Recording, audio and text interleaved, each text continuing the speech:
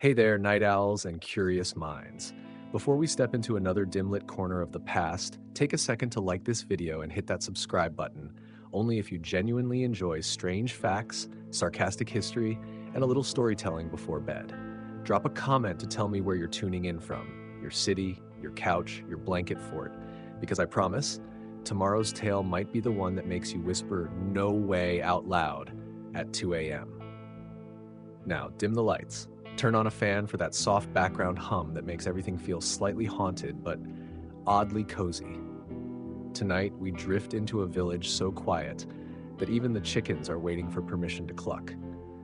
A place where the morning doesn't arrive like a jolt, it sneaks in like an introvert at a party, polite and full of strange, patient magic. The first thing to wake isn't a person. It's a color. A faded shade of blue begins to nudge the black sky like someone dipping a brush in melted moonlight. In a small straw-stuffed hut, Tomund, age 31 and likely overdue for a dental intervention, stirs. He doesn't open his eyes, but his breath deepens, as if even his lungs remember that the fields are waiting. Not urgently, just expectantly, like old friends on a bench with all the time in the world. Across the room, Marla, 28, wraps her arms closer to her chest. There's no fire, but warmth lingers in her palms. She'll wake up later and wonder why her first breath felt like a relief, like something dark and heavy had finally taken a step back. Nearby, young Toma, all 10 years of mud-stained innocence, shifts under his blanket. His dog dream fades, but the calm it gave him roots itself deep in his spine. He smiles without knowing why. And somewhere in the corner, Bran. Yes, 34 years of questionable decisions and probably the reason the straw smells funny, snores out a half laugh. In his dream, he caught a frog. The frog gave him a cape. Will he remember this? Not. But all day, he'll feel weirdly majestic, like a damp superhero. This is how the village wakes, one heartbeat at a time, without alarms, without a rush. So stay with me, because the sun hasn't risen yet, but the story has. The village is still wrapped in night, but not the kind of night that grips you with fear.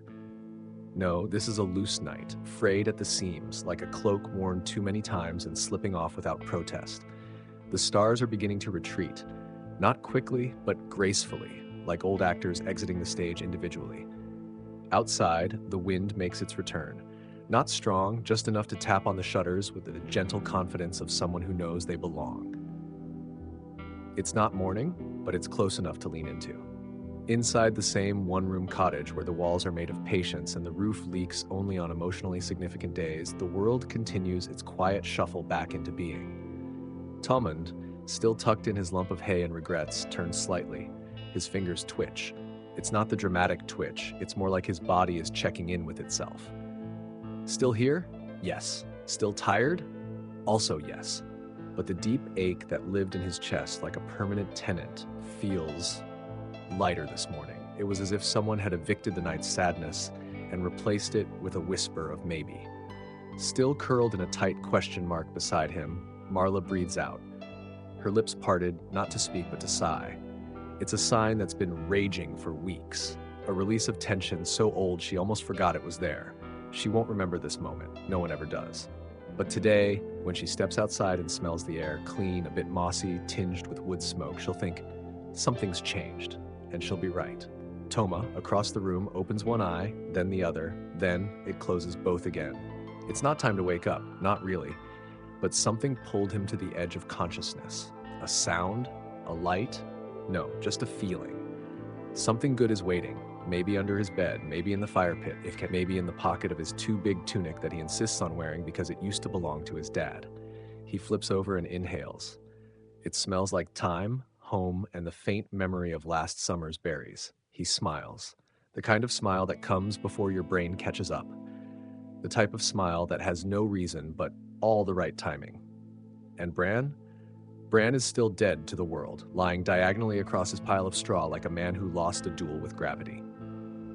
But his foot kicks out. Once. Twice. Somewhere in his unconscious mind, the frog prophecy continues. In his dream, he has a crown made of lily pads. The kingdom smells like pond water and victory. He will wake up with hay in his teeth and a misplaced sense of grandeur. People will notice. No one will mention it. Lena, the youngest, lies quietly near the doorway. She has always been the last to fall asleep and the first to stir. Not because she's disciplined, but because her body doesn't believe in rest. For weeks now, her mornings have started with a pounding headache, but today her eyelids twitch, then go still. There is no pain, not yet at least. And that absence feels like a gift, a soft note slipped under her pillow by something kind and invisible. Even the house itself seems to exhale.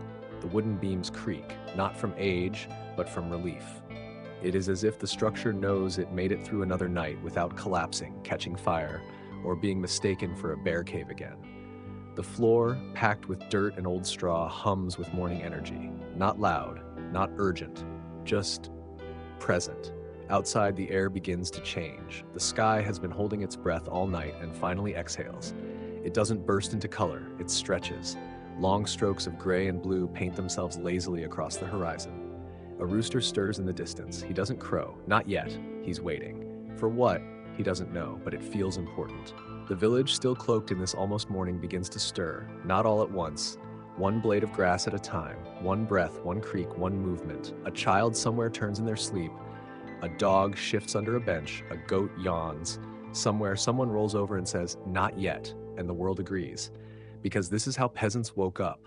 Not to alarms, not to dread, but to the soft unraveling of sleep. It is a delicate transition, so gently orchestrated that it feels like the universe is personally escorting you back into your body. There's no rush. The chores aren't going anywhere. The sky isn't in a hurry. Even the fire, coals still glowing under the ash, waits patiently for a stick and a spark. Old Myra, who hasn't missed a sunrise in 67 years, stands by her door, blanket over her shoulders, cup in hand, eyes half-lidded with the wisdom of someone who's watched centuries come and go in candlelight. She hasn't swept the porch yet. That's how you know it's early. She watches the square like it might do something unexpected. Maybe today, the sun will rise in a different shape, or the well will sing. And still, the light grows. It sneaks in through cracks and shutters, dances across worn floorboards, and settles on the sleeping faces of people who survived another night with nothing more than stubbornness and communal body heat. It paints cheeks and fingertips and noses. It gives the world its edges back. By now, the fire in the hearth has begun to whisper, not roar, just whisper. A promise. That warmth is still here, that safety isn't a myth, that the day will wait until you're ready to meet it. So if you're still wrapped in your blanket, still curled into whatever version of a nest you've made for yourself, don't move. Not yet. Let the morning come to you. Let the light arrive without knocking. Let your breath finish stretching before you give it direction. Because good sleep isn't just about how you rest, it's about how the world lets you return. And morning isn't a command in this village, this oddly sacred, slightly smelly, forever imperfect village. It's an invitation. Take your time. The day will still be here when you're ready. You are still lying there, still wrapped in that oddly comforting cocoon of musty wool, crumpled hay, and the faint hope that maybe, just maybe, the world will forget to wake you today. But outside, the light is officially committed. No longer just flirting with the idea of dawn, it's spreading slowly and steadily like jam on rough peasant bread. And with it comes the first unmistakable sign of life. Movement. Not yours, of course. You're still clinging to your last thread of dream logic where frogs grant knighthoods and goats know your name. No, this movement comes from the fire. The hearth, that stubborn little pile of last night's embers, has been poked back into action by someone whose dedication to not freezing to death outweighs their desire to sleep in. It cracks, it hisses, it breathes, and with it the room begins to stretch. The air grows warmer, shadows shift. A low murmur rises as if the walls wake up, complaining about their joints. Tommen finally opens one eye. It's not glamorous. There's no dramatic blink or movie-worthy gasp. Just one crusty, squinty eye opening like an old door that hasn't been used in a while. He groans. Not from pain, though everything hurts, but from principle. Tommen has woken up every day for the last 10 years to the same ceiling, same straw pile, same aching knees, and he's developed a ritual around it. Open his eyes, groan, contemplate pretending to be dead. Repeat. Marla is already sitting up. She's wrapped in a blanket that might once have been brown, but now lives in the vague color spectrum of dust. Her hair is a nest. Her face was peaceful. She isn't smiling, but something about her stillness suggests she has made peace with the cold, the chores, and the goat that keeps trying to sleep on her feet. She doesn't speak yet. Words are expensive this early, and Marla is frugal with her vocabulary before sunrise. Toma sits by the hearth now, poking the fire with a stick as it owes him money. He hasn't said anything either, but his posture says everything. He's awake, he's bored, and he's planning something possibly involving mud, goats, or both. The quiet is deceptive. It's not peace. It's the breath before the plunge. The village is waking, and with it comes the return of chaos. Bran, who has now somehow rotated 90 degrees from his original sleeping position, emits a snort so loud and oddly melodic that it briefly silences the fire. His eyes remain closed. His dreams, we assume, remain heroic. He will rise eventually, disoriented, overly confident, and smelling like 3 regrets and a cheese wheel. Lena sits up, blinking. No headache again. She's not used to that. It makes her suspicious. Her fingers reach instinctively for her temples, but there's nothing. No throb, no pressure, just skin, she frowns, then shrugs. This counts as a minor miracle in a place where good things come in small, suspiciously timed packages. Outside, the rooster finally caves. He crows once, loud, triumphant, a declaration to the sun, I see you, and I raise you one scream. His voice cracks halfway through, but the message is clear. Morning has arrived. In the square, shutters creak open, doors groan. The village doesn't wake all at once, it spills back into motion, like molasses warmed by fire. Slow, sticky, inevitable.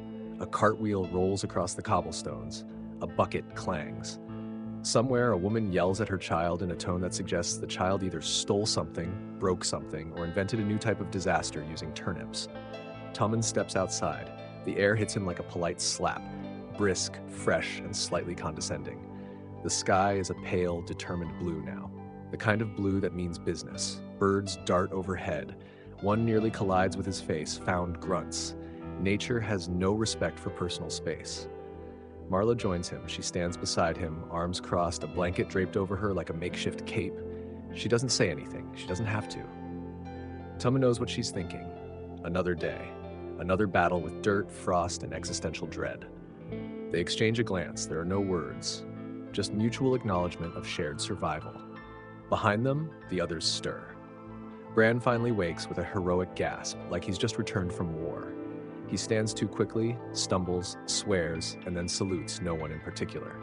Toma is already outside, chasing the neighbor's chickens with the confidence of someone who has never failed and never succeeded. Lena gathers herbs in a small pouch, whispering to herself. A mix of prayer, planning, and passive-aggressive muttering aimed at her older brother.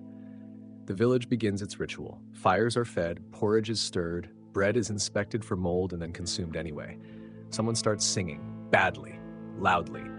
A dog barks in protest, the soundscape of survival. And amidst this, there's movement near the old well. Old Myra, wrapped in her shawl of 50 winters, is lowering a bucket with the grace of a queen and the glare of a tax collector.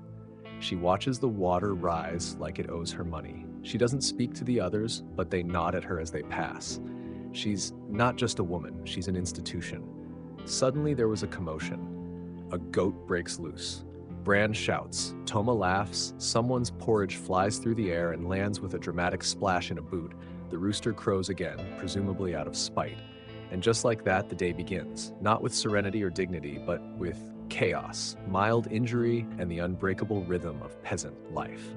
Because in this village, stitched together by mud, smoke, and stubbornness, mornings don't start here, they erupt. And that's precisely how it should be. The goat is still running. Bran is still chasing it, and everyone else is pretending not to see either of them. This is how mornings unravel in the village. Not like a serene unfolding of light and purpose, but like a sock with a hole you notice too late. Chaos isn't a surprise here, it's tradition. Toma, barefoot and grinning, darts across the muddy path, narrowly avoiding what might be goat droppings or the ghost of last night's stew. He holds a stick, declaring it a sword, a shepherd's staff, or a goat wrangler's scepter, depending on which adult he's trying to impress. Lena yells after him, holding a handful of herbs not meant for swordplay, but likely to be used to treat the aftermath. Inside the cottage, Tommen returns from his short-lived moment of fresh air. His face is the same expression of resigned contempt you'd expect from someone who has just made eye contact with a rooster mid-crow.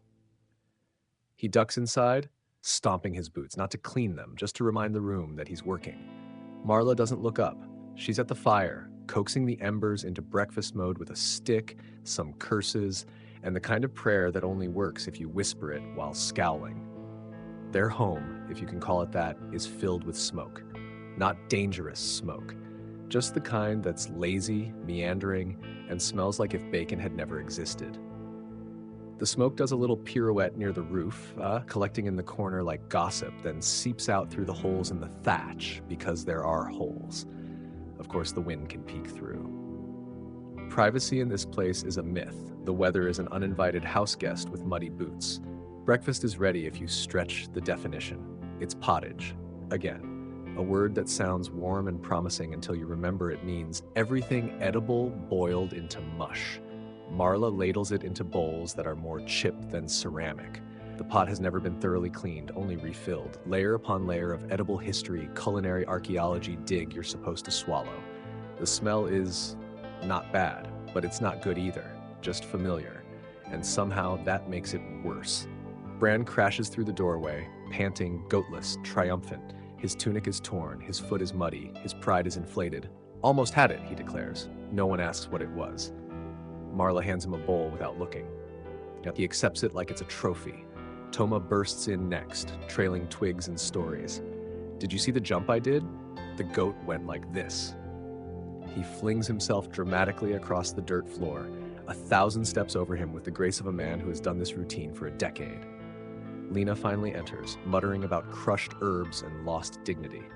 She sits cross-legged, eyes the pot of pottery like it personally offended her ancestors. Marla hands her a bowl. They all sit, quiet for a moment.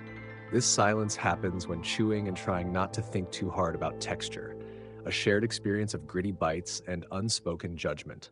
Then the conversation starts. Not deep, not meaningful. It's just the kind of low-level grumbling that keeps the walls from falling in. Tommen complains about the chill in his boots. Bran talks about the goat like it's a military campaign. Toma reenacts the morning's battle with sound effects that defy biology. Lena shares a rumor about someone in the next village who had butter last week. Outside, the village is fully alive now. Smoke snakes up from every chimney. Chickens roam with criminal intent. The blacksmith's hammer begins its daily tantrum. Somewhere, someone is already yelling at a pig. Old Myra appears again, dragging a broom older than some gods and just as vengeful. She begins sweeping the square, muttering curses under her breath. Half of them at the dirt, the rest at the people who made it. The sun, now properly risen, illuminates every crack, every wrinkle, every splinter of this patchwork world. It doesn't flatter, it exposes. The buildings lean, the fences sag, the people squint and spit and get on with it, because that's what you do. There are no vacations, no weekends, no brunch, just dirt, duty, and pottage. After breakfast, chores begin. Tommen heads to the field, carrying a hoe that might just be older than his grandfather's ghost. Marla stays behind, attacking the laundry with a fury reserved for ancient grudges. The water is cold, the soap is missing, but she scrubs like she's erasing curses from fabric. Toma is tasked with collecting eggs, though he mostly plays tag with chickens who have declared him a threat. Bran sharpens tools while pretending to be an important man with secret plans. He's not. Lena vanishes into the woods to collect more herbs, whispering threats at any squirrel who crosses her path. Time moves differently here, not in hours, but in chores completed, bowls emptied, and blisters earned. The sky shifts, the wind picks up, the pottage pot is cleaned well, not washed, rinsed in cold water, and is called good enough. The day presses on. But there's something else amid all this. Dirt, sweat, noise. Something small, something unexpected. A breeze that feels just a little warmer, a patch of sun that lingers, a moment, just one, where Bran helps Toma up after a fall and doesn't make a joke, where Lena hums while sorting leaves, where Marla pauses by the fire, just for a second, and lets her eyes close. Tommen, knee-deep in mud, looks up and says nothing, but feels something. Hope? Maybe. Or just the absence of despair. A blink of peace, a breath of not awful. Because in this village, that's as good as it gets. And somehow that's enough. The sun is higher now, no longer gentle. It has officially entered its blinding judgment phase, beating down on every roof, every back, and every patch of ground like it's trying to grill the truth out of the earth. And the truth is this. Everyone's already tired. The village, alive and bustling just an hour ago, now simmers in a haze of effort and low-level regret. Sweat beads on brows, shirts cling, the air feels thick enough to chew. Tomund wipes his forehead with the back of his hand, smearing dirt in the name of cleanliness.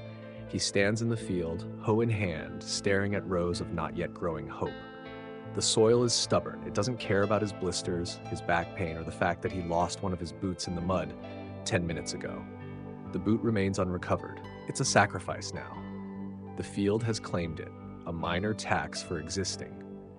Meanwhile, Bran has decided that sharpening tools is beneath him and has declared himself Chief Structural Inspector of Fence Integrity. This mostly means he's leaning on things, poking sticks into weak spots, and muttering, "This'll collapse any day now," like a prophet with no followers. Every once in a while, he yells something about termites. No one's listening, least of all the termites. Marla continues her laundry battle by the stream, slapping clothes against stones with the force of someone exorcising demons. Each wet tunic is a reminder that cleanliness in this village is a lie, a myth passed down from ancestors who had better water.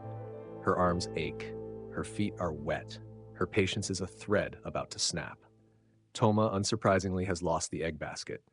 He insists a fox took it. Lena suspects he tripped and launched it into the creek during one of his ninja chicken maneuvers. Either way, she sends him to fetch water as penance, a chore that involves a half-mile walk, 2 cracked clay jugs, and a personal vendetta against gravity. And old Myra? She's now seated on a crooked bench near the well, one eye closed, the other watching everyone like a tired hawk who knows everyone's business and still disapproves. Occasionally she spits, sometimes at nothing, sometimes with surprising accuracy. She hums a song no one recognizes but everyone's heard. By midday, the village slows. It's not rest. Rest is a luxury. This is a strategic pause, pacing. The heat demands it. Chickens nestle in the shade. Goats lie like hairy lumps of rebellion. The blacksmith takes a break, leaning against his forge as he might melt into it. Even the pigs stop grunting, which is suspicious. Nothing good happens when pigs get quiet. Tommen sits under a tree, panting. His shirt sticks to him like betrayal. He looks out at the field, still unforgiving, still smug. He picks at a blister forming on his hand and wonders, not for the first time, what would happen if he just walked into the forest and never returned. Probably bug bites. Judgment from Myra. Bran appears beside him, dramatically flopping onto the grass like a sack of complaints. The fence, he sighs, is holding. But for how long? Tommen doesn't reply. Mostly because he doesn't care, but because if he opens his mouth, he might fall asleep mid-sentence. Marla eventually returns from the stream, hauling a basket of clothes that drip guilt and disappointment. She sets it down beside the fire and glares at the sky as if the sun owes her money. Her hands are raw. Her knees ache. Her soul, frankly, needs a vacation. Lena emerges from the woods, arms full of plants that may or may not be medicinal. She mutters about mold, curses in 3 different dialects, and drops the bundle onto a flat stone with a satisfying thump. She has a leaf in her hair and fury in her heart. She looks like a villain origin story waiting to happen. Toma returns, soaked, 1 jug missing, the other barely half full. There was a bird, he explains, with the conviction of someone who thinks that's a complete sentence. No one asks follow-up questions. They're too tired. Water is accepted like treasure, rain in a drought, and hope. Lunch is not so much prepared as surrendered to. Pottage again, because of course it is. It is slightly thicker, saltier, and less awful than this morning's version. It's ladled into bowls, slurped with the enthusiasm of people who know better than to expect flavor. Around the fire, the family gathers, chewing in silence. Not because they're at peace, but because speaking while eating pottage increases the risk of choking. And yet there's something here. Beneath the grime, the noise, the monotony, something unspoken, a rhythm, a shared beat. Each miserable task is completed with the knowledge that someone else is doing theirs too. That this suffering is communal and thus slightly more bearable. After lunch, the village shifts again. Tools are picked up. Fires are stoked. The day marches on, dragging everyone with it. Toma disappears with a stick and a wild look in his eyes. Tommen returns to the field, stepping right into the mud where his boot once was. Marla begins prepping dinner, which will involve more boiling, chopping, and probably 3 minor burns. Bran resumes his fence nonsense. Lena crushes herbs like they insulted her mother. And somewhere above them all, the sky watches. Not with pity, not with mercy, but with the indifferent eye of something that's seen it all before. The clouds gather slowly, lazily. A warning, a promise, who knows? But here, in this stubborn little village, the work never ends, the dirt never gives up, the fire never quite dies, and the people, flawed and filthy and forever hungry, keep going. Because that's what you do. Wake up, chase goats, boil mush, and keep moving. Not because it's easy, not because it's noble, but because it's life. The afternoon in the village doesn't arrive like an event. It sneaks in, shoulder first, like someone slipping through a half-open door, trying not to wake the baby, or in this case, not to alert the chickens. Now past its peak, the sun begins to tilt, casting long shadows stretching across the square like tired limbs. The heat softens just a little, but the weariness it left behind clings like a damp tunic, refusing to let go. Tommen is still in the field, muscles slow, rhythm automatic. His hoe strikes the soil not with hope but habit. His arms move like the wind-up doll of agriculture, powered by spite and generational trauma. Each strike pulls up more than weeds. It pulls up questions. How long can he do this? When does work stop being survival and start becoming punishment? The field offers no answers, just more dirt. Back in the cottage, Marla has moved to the next battleground. Dinner prep. Again, the pottage pot has been cleaned. A generous word for what actually happened. A few charred onions, some wilted greens, and the remains of something that might have been a turnip are dropped in with the same reverence most people reserve for funeral ashes. She stirs with one hand and fans the smoke with the other. Her face is blank, but her thoughts are loud. If one more person says they're still hungry, I swear.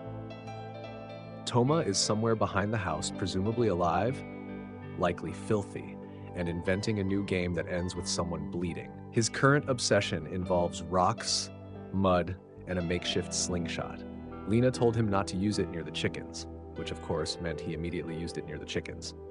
There was an incident. Feathers were involved. No one talks about it. Lena herself is in the back room, sorting herbs, grumbling. The bundles are laid out in neat, angry rows. Chamomile, sage, and nettle may or may not be poisonous. She doesn't know. She doesn't care. Her fingers move fast, efficient. She's muttering curses under her breath, not at the plants, but at life, her siblings, the state of her boots, and possibly the moon. There's a streak of dirt on her cheek and a smudge of green on her nose, and she looks exactly like someone who could cure your headache or give you one. Bran has, mercifully, stopped inspecting the fence mainly because it fell over. Not entirely, just enough to be inconvenient and unignorable. He's now trying to prop it up using a broken cartwheel, 3 large rocks, and what may be a spoon. Tommen walked past earlier, stared for 10 seconds, then kept going. That's how things are judged here, not by logic. By the length of the silence they earn. Old Myra, ever present, has shifted locations.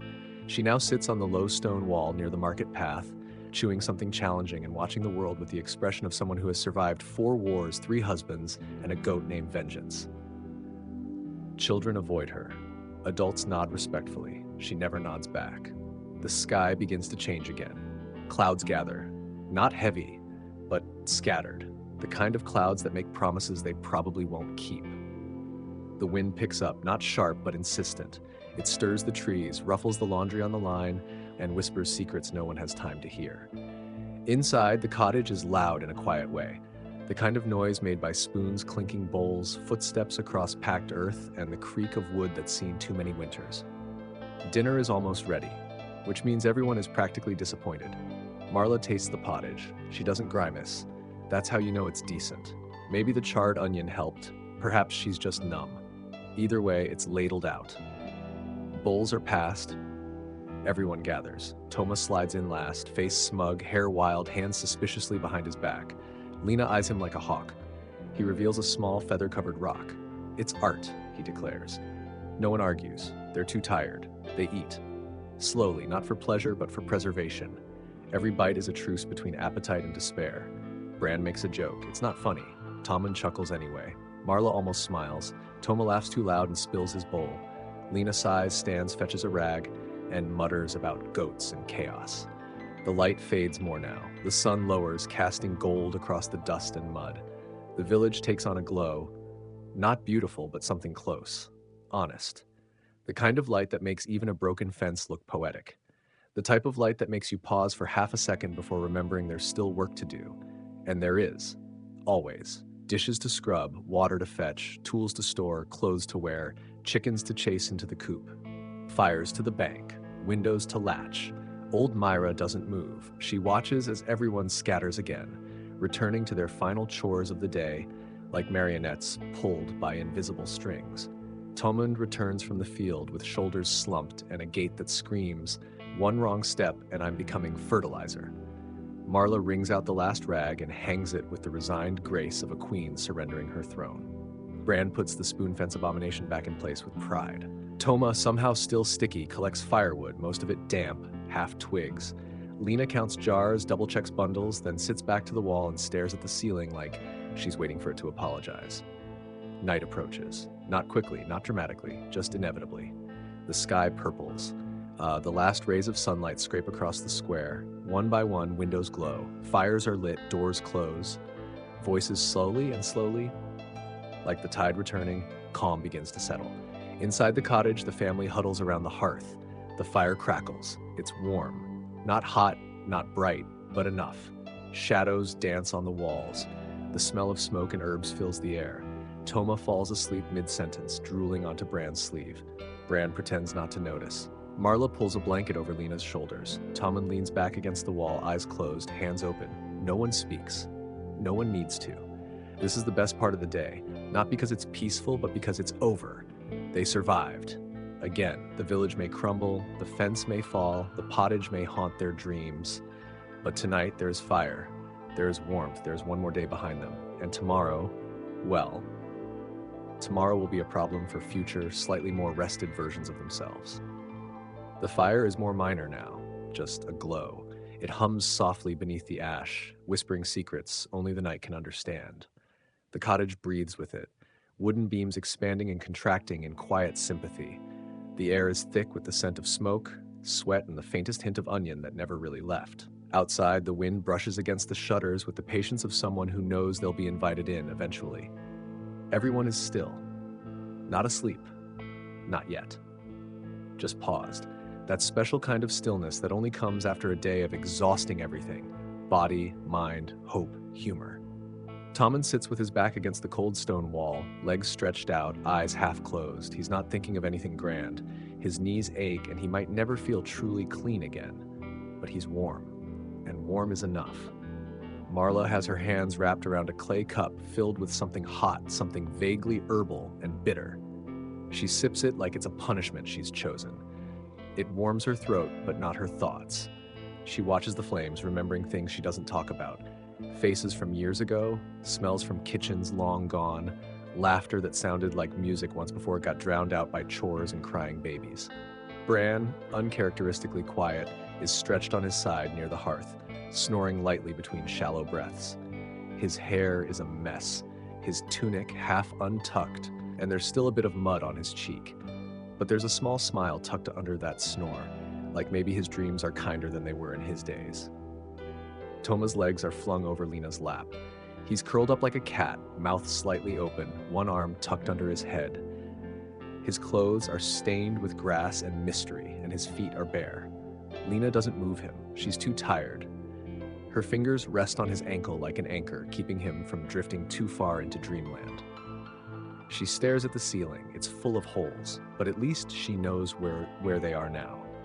The cottage is quiet, but not silent. The kind of quiet that has texture, a soft cough, the crackle of ember, the shift of a blanket. Outside, an owl calls once, then again stops, like it's waiting for a reply that never comes. Somewhere in the distance, a door creaks shut. Someone else in some other hut has decided to give up on today. Old Myra, of course, is still awake. She doesn't sleep much anymore. She says her dreams are too loud. She sits by her window, just out of view, sipping whatever witch's brew she keeps hidden in that chipped mug, watching and always watching. Not because she's nosy, but because someone has to. Someone has to remember what the village looked like when it was new. Someone has to keep the ghosts company. The moon rises. Not a dramatic moon, no blood red omen, no glowing full to disc of fantasy novels. Just a sliver.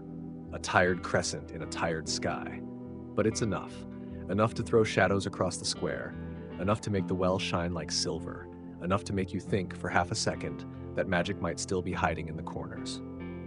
Inside, Marla finally shifts. She sets her cup down. It thuds softly against the dirt floor. She doesn't say goodnight. No one does.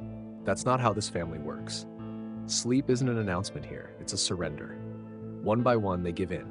Tommen slouches further. Lena leans back, head bumping the wall. Toma sighs in his sleep, a tiny giggle escaping with his breath. Bran rolls onto his stomach, arms sprawled like he lost a battle with gravity. And for a moment, just one, the cottage is at peace. Then, scratch, a faint noise. Just outside the door. Not loud, not aggressive, it's just out of place. A branch snapping, an animal, maybe, or maybe not. Tommen's eyes open immediately, not wide, not panicked, just open, alert. He listens. Another sound, this time softer. It's like something dragging or someone trying not to be heard. He doesn't move, not yet. He shifts his head slightly, just enough to glance at Marla. She's already awake. Of course she is. Lena hasn't stirred, but Tommen knows better. She's listening too. Eyes closed, breath slow, every muscle ready. It's how they were raised. Not to fear the dark, but to expect something from it. Bran snores, oblivious. Toma mutters in his sleep. Tommen rises slowly, deliberately, grabbing the small dagger tucked beneath the blanket. It's not impressive, just a bit of sharpened iron wrapped in cloth. But it's familiar, reliable. He moves to the door with practiced quiet, the kind you only get when life has given you enough reasons to learn it. Outside, the wind has changed. There's a scent on it now. Smoke, but not theirs. Dirt, but disturbed. And something else. Something unfamiliar. He opens the door with a crack. Nothing. Just moonlight and space. The square is still, the shadows sit where they should, and then he sees it. Faint tracks in the dust. Small, barefoot, moving toward the edge of the village, away from the fields, toward the woods. He doesn't call out. He steps out and closes the door behind him with a gentle click. Inside, Marla is already moving. She doesn't ask. She grabs her shawl and stands near the door, waiting. Lena opens her eyes slowly. She doesn't speak either. He sits up, peering at the fire like it might explain something. Bran rolls over again, still asleep, still snoring, still useless. Toma stirs but doesn't wake. He mumbles something about frogs and royalty. Outside, Tommen follows the tracks carefully. The air is colder now, or maybe that's nerves. The prints are light but erratic, like whoever made them wasn't walking with confidence. A child? A stranger? He doesn't know, but the hairs on his arms stand like scouts, ready to warn him of what's ahead. He stops at the edge of the square where the buildings thin and the trees begin. The prints stop here, no broken twigs, no bent grass, just nothing. He listens again, nothing. And then from the trees, a sound, not footsteps, not speech, just humming. Low, off-key, familiar in a way that makes his bones tighten. He steps back, slowly, carefully. He doesn't run, he doesn't call, just retreats, one step at a time. Back at the cottage, the fire has dimmed again. Everyone is quiet, everyone is waiting. He enters and closes the door. "They're not ours," he says. No one asks what that means, because they already know. Tomorrow will come, but tonight we are not done with them yet. The door clicks shut behind Tommen, and suddenly the air inside feels heavier. Not suffocating, not terrifying, just dense, like the cottage itself is holding its breath. Marla doesn't move from her spot near the hearth, but her eyes never leave Tommen's face. She doesn't ask what he saw because he hasn't told her. But his silence says enough. "They're not ours," he'd said. Simple words, ordinary even. But in a village where everyone knows everyone, "not ours," is a sentence that doesn't need finishing. Not travelers, not neighbors, not friends. Lena shifts, reaching for the satchel of herbs she keeps tucked by her sleeping spot. She doesn't know if she needs healing or defense, but her fingers find the dried nettle and the bitter root instinctively. She tucks them into her belt without speaking. They'd always laughed that she was preparing for a curse. Tonight, no one's laughing. Bran is finally stirring now, the kind of clumsy, useless waking that comes too late to be helpful and too early to be forgiven. He blinks, sits up, rubs his eyes like a confused bear. "What's going on?" he mutters. Marla glances at him. "Stay quiet." "What? Did something happen?" "Bran, quiet." Toma is still curled up, breathing deeply, safe in the way only children and fools can be. Marla crosses to him, pulling the blanket higher around his shoulders. Her fingers linger just a moment, an instinct more than a thought. Protection by proximity. It's not much, but it's what she has. Outside, the wind shifts again. This time it whistles. Not like a song, but like breath through teeth. It curls around the corners of the cottage, pushes against the shutters like it wants to see in. The fire pops suddenly, a coal flaring and then falling. Everyone flinches, even Tommen. "They're watching," he says. Bran finally looks serious. "Who?" Tommen doesn't answer right away. He lowers himself to the bench, hand still on the dagger. He's not shaking, but his jaw is tight. "I saw tracks," he says. "Barefoot. Small. But wrong." Marla frowns. "Wrong how?" He looks at her. His face has lines she hasn't noticed before. The toes were backwards. Lena swears under her breath. Bran lets out a nervous laugh that dies halfway. "No, come on, that's a story for kids." Tommen doesn't blink. "You think I made it up?" Silence again, thick and cold. Marla doesn't ask more. She knows the look in Tommen's eyes.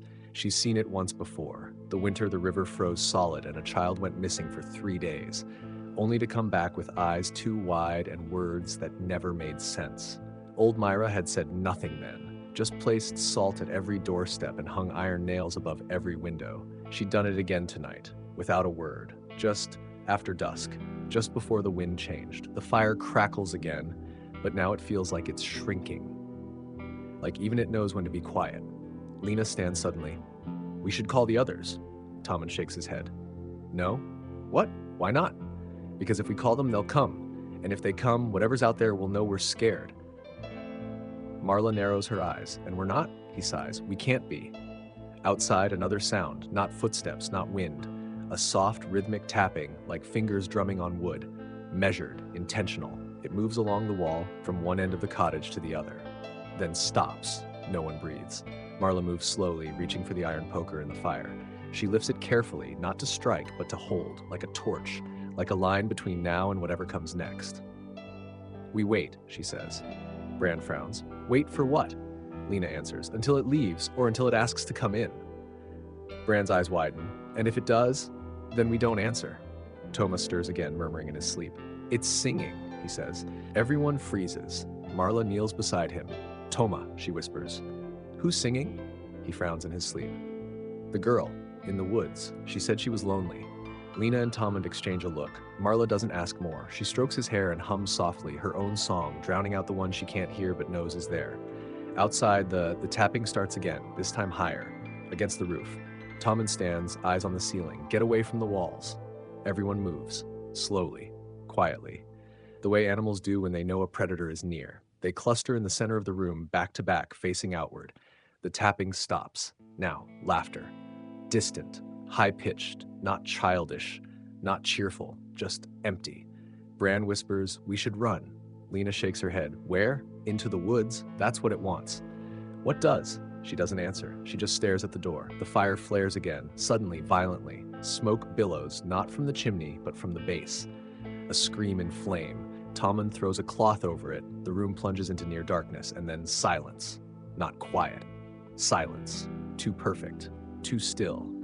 Even the wind has stopped. Marla tightens her grip on the poker. "It's at the door," she says. Toma stirs again, eyes fluttering open. He looks at them all. Too calm. "She's here," he says. Everyone turns to him. She wants to come inside. Lena steps forward. "No, Toma. Don't listen." But his eyes are glassy now, reflecting light that isn't there. He stands. Marla grabs him. "No." He blinks, looks confused. "She says it's cold out there." Tommen speaks, quiet, firm. "Then she can stay cold."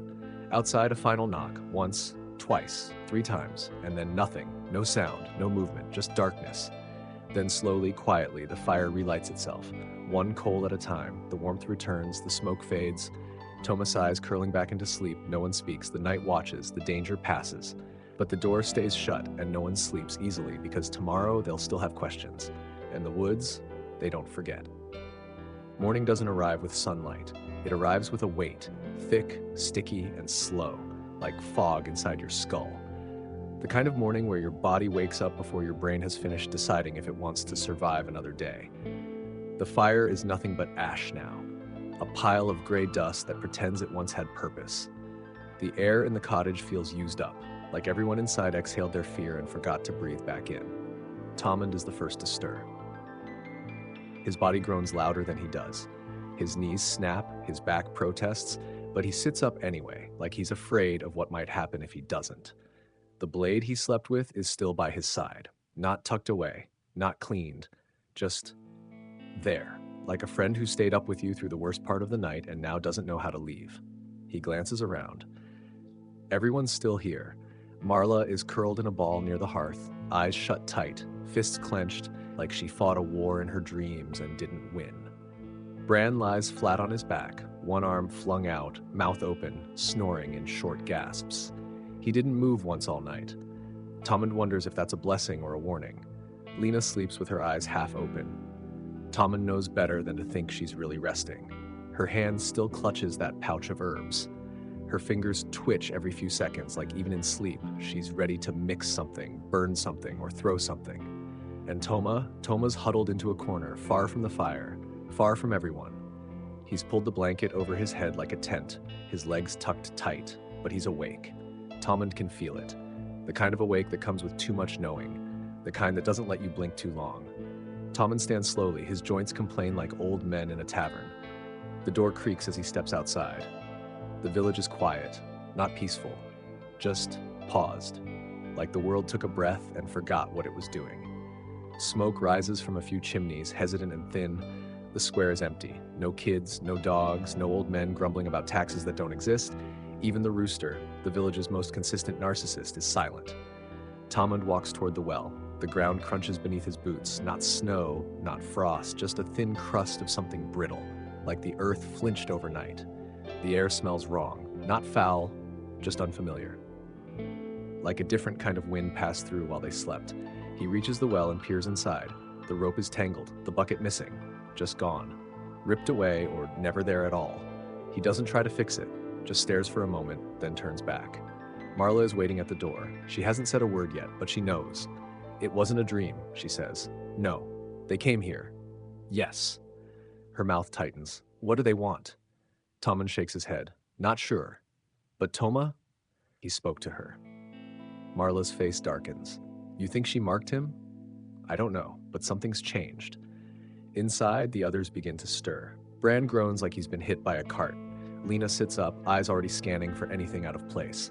Toma peeks from under his blanket, face pale, eyes wide, mouth shut. He doesn't speak, he just watches. Breakfast is a silent affair, not because there's no food, there's never much food, but because no one wants to break the air. Marla heats yesterday's pottage, it smells like ash and effort. Bran pokes at his bowl like it might poke back. Lena chews mechanically. Tommen doesn't eat. Toma stares at the fire. Finally, Lena speaks. We should check the woods. Everyone looks up.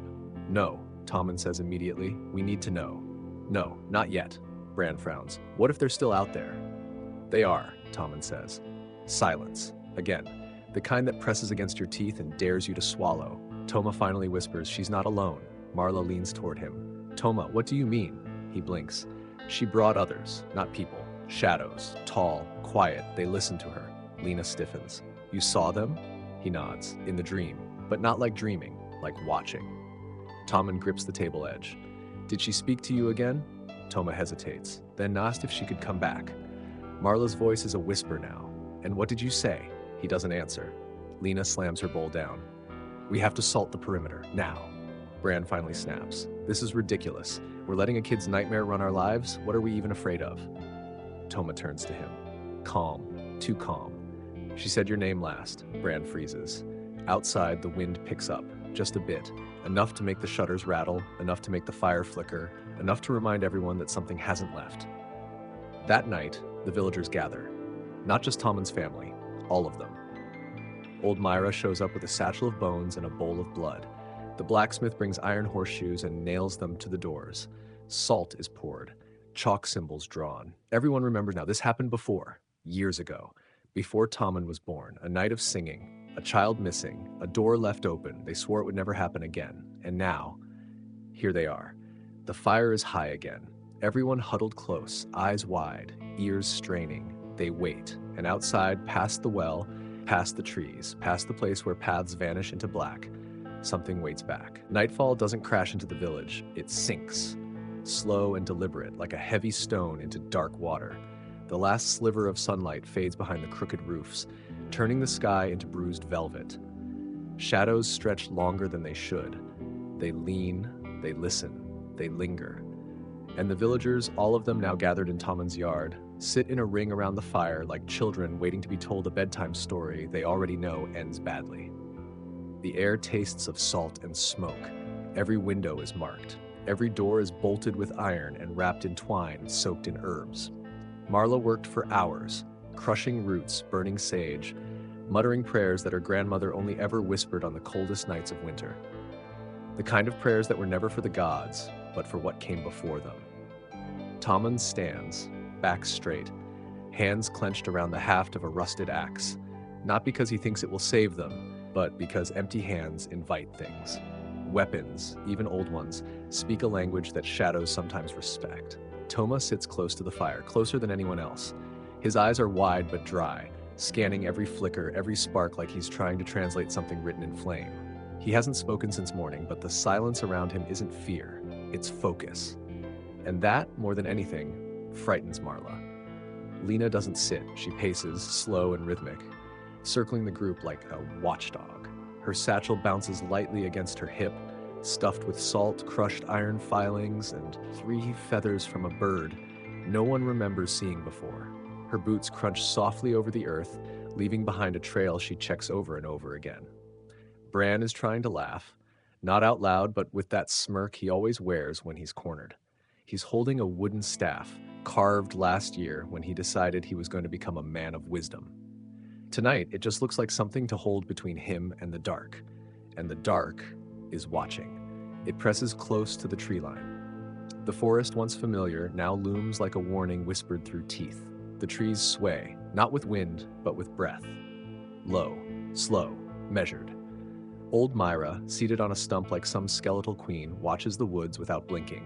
She's muttering again, this time in a tongue that hasn't been spoken in 100 winters.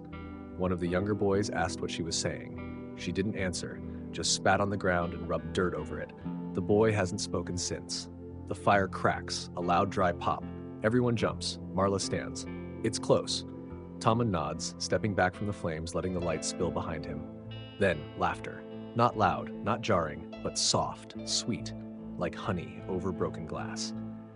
Toma stands. No one tells him to sit back down. He walks to the edge of the light, just where the fire glow fades into night. Stops. Tilts his head. Smiles. She's here, he says. Bran's knuckles turn white on his staff. Lena steps forward. Toma, you stay where you are. But he doesn't move. Doesn't speak. Then a voice from the trees. Not quite a whisper, not quite a song. May I come in? Tommen's breath hitches. It's the voice of every lullaby, every lost memory, its warmth wrapped in rot. Myra growls. Do not answer. Toma's lips part. She's cold. She'll stay cold, my Tommen snaps. Another voice joins the first. Deeper, rougher, like bark cracking. Then another. Higher, younger, mocking. The shadows shift. Shapes form at the edge of the firelight. Not people, not creatures, just outlines. Smudges where the dark folds wrong, like the night is wrinkling. The fire dims. Marla shouts, "Salt, now!" Lena throws a fistful into the flames. The fire surges. Light erupts. The shadows flinch. Toma stumbles back, blinking. She didn't like that. No, Myra says. She wouldn't. Bran mutters, what do they want? Myra doesn't turn from the woods. To be invited. A long pause. Then from the trees, we remember this place. A shadow steps closer. It has no face, no hands, just space where a child might stand. We remember the boy, the one who opened the door. Marla whispers, that was 40 years ago. And he never shut it. The flames dance higher now. They hiss and twist, but the shadows don't retreat. They wait. Toma turns to Tommen. She says if we give her something, she'll go. Tommen steps forward. What does she want?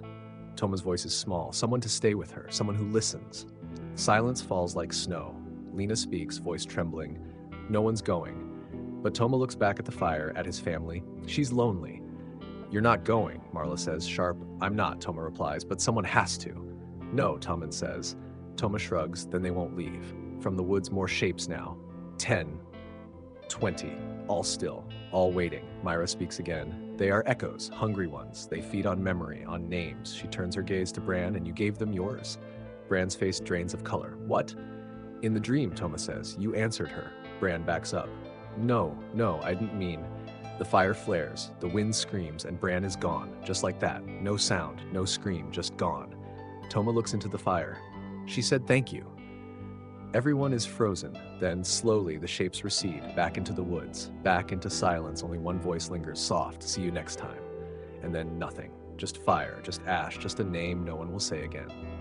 The morning after Bran's disappearance arrived with a deceptive calm.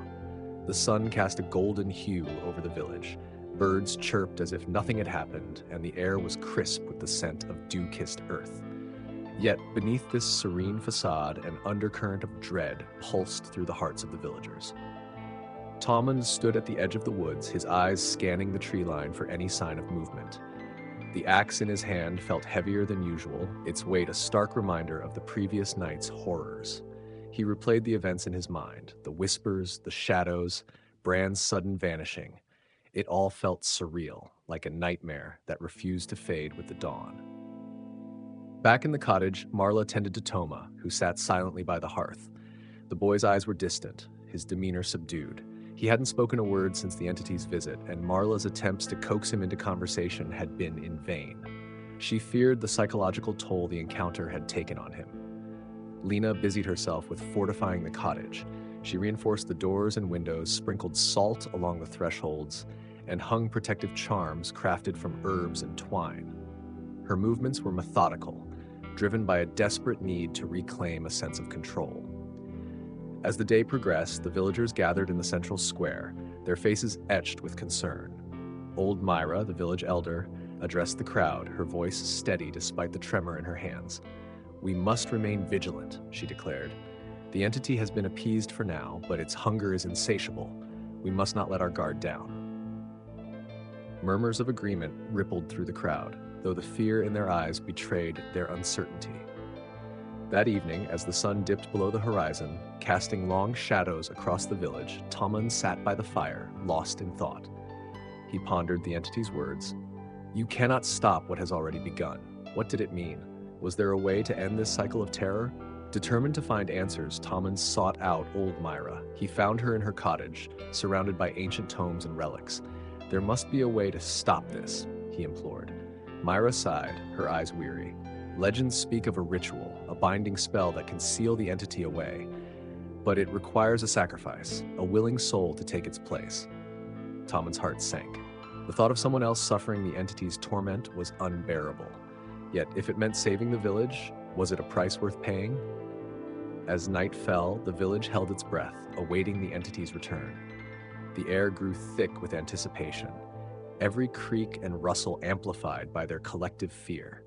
Suddenly, a chilling wind swept through the village, extinguishing lanterns and sending shutters banging. The entity had returned. In the square, a figure emerged from the shadows, a young woman, her eyes glowing with an otherworldly light. She spoke, her voice echoing unnaturally. "The cycle must continue, a soul must be claimed." Tommen stepped forward, his voice resolute. "Take me." Gasps erupted from the crowd, but Tommen stood firm. He had made his decision. The entity studied him, then nodded. "Your sacrifice is accepted." A blinding light enveloped Tommen, and when it faded, he was gone. The entity vanished with him, leaving the village in stunned silence. Days passed, and life slowly returned to normal. The entity's presence no longer loomed, and the villagers began to heal. Toma spoke again, his laughter returning. Marla found solace in her memories of Tommen, proud of his bravery. Yet, deep in the woods, a faint whisper lingered, a reminder that sacrifices have consequences, and some cycles are never truly broken. The day after the shadows vanished and Bran was no more, the village woke in eerie quiet. Not peace. No, this wasn't peace. It was the kind of hush that follows a scream, the kind that settles over places where something unnatural has occurred, the kind that doesn't feel earned. Marla stood at the threshold of the cottage, staring into the trees as the sun clawed its way up through a gray morning sky. It looked like any other forest morning, mist weaving between the trunks, a bird or two cautiously calling out, branches dripping last night's dew. But she knew better. The woods were not resting. They were waiting. Inside, Toma lay wrapped in blankets, eyes wide open, lips pressed tightly together like he was holding something back. And maybe he was. Since Bran vanished, ripped from existence with only a whisper for a gravestone, Toma hadn't said a single word. She didn't push him. Not yet. Instead, Marla spent the morning inspecting every inch of the village. Salt lines were reinforced. Charms were checked.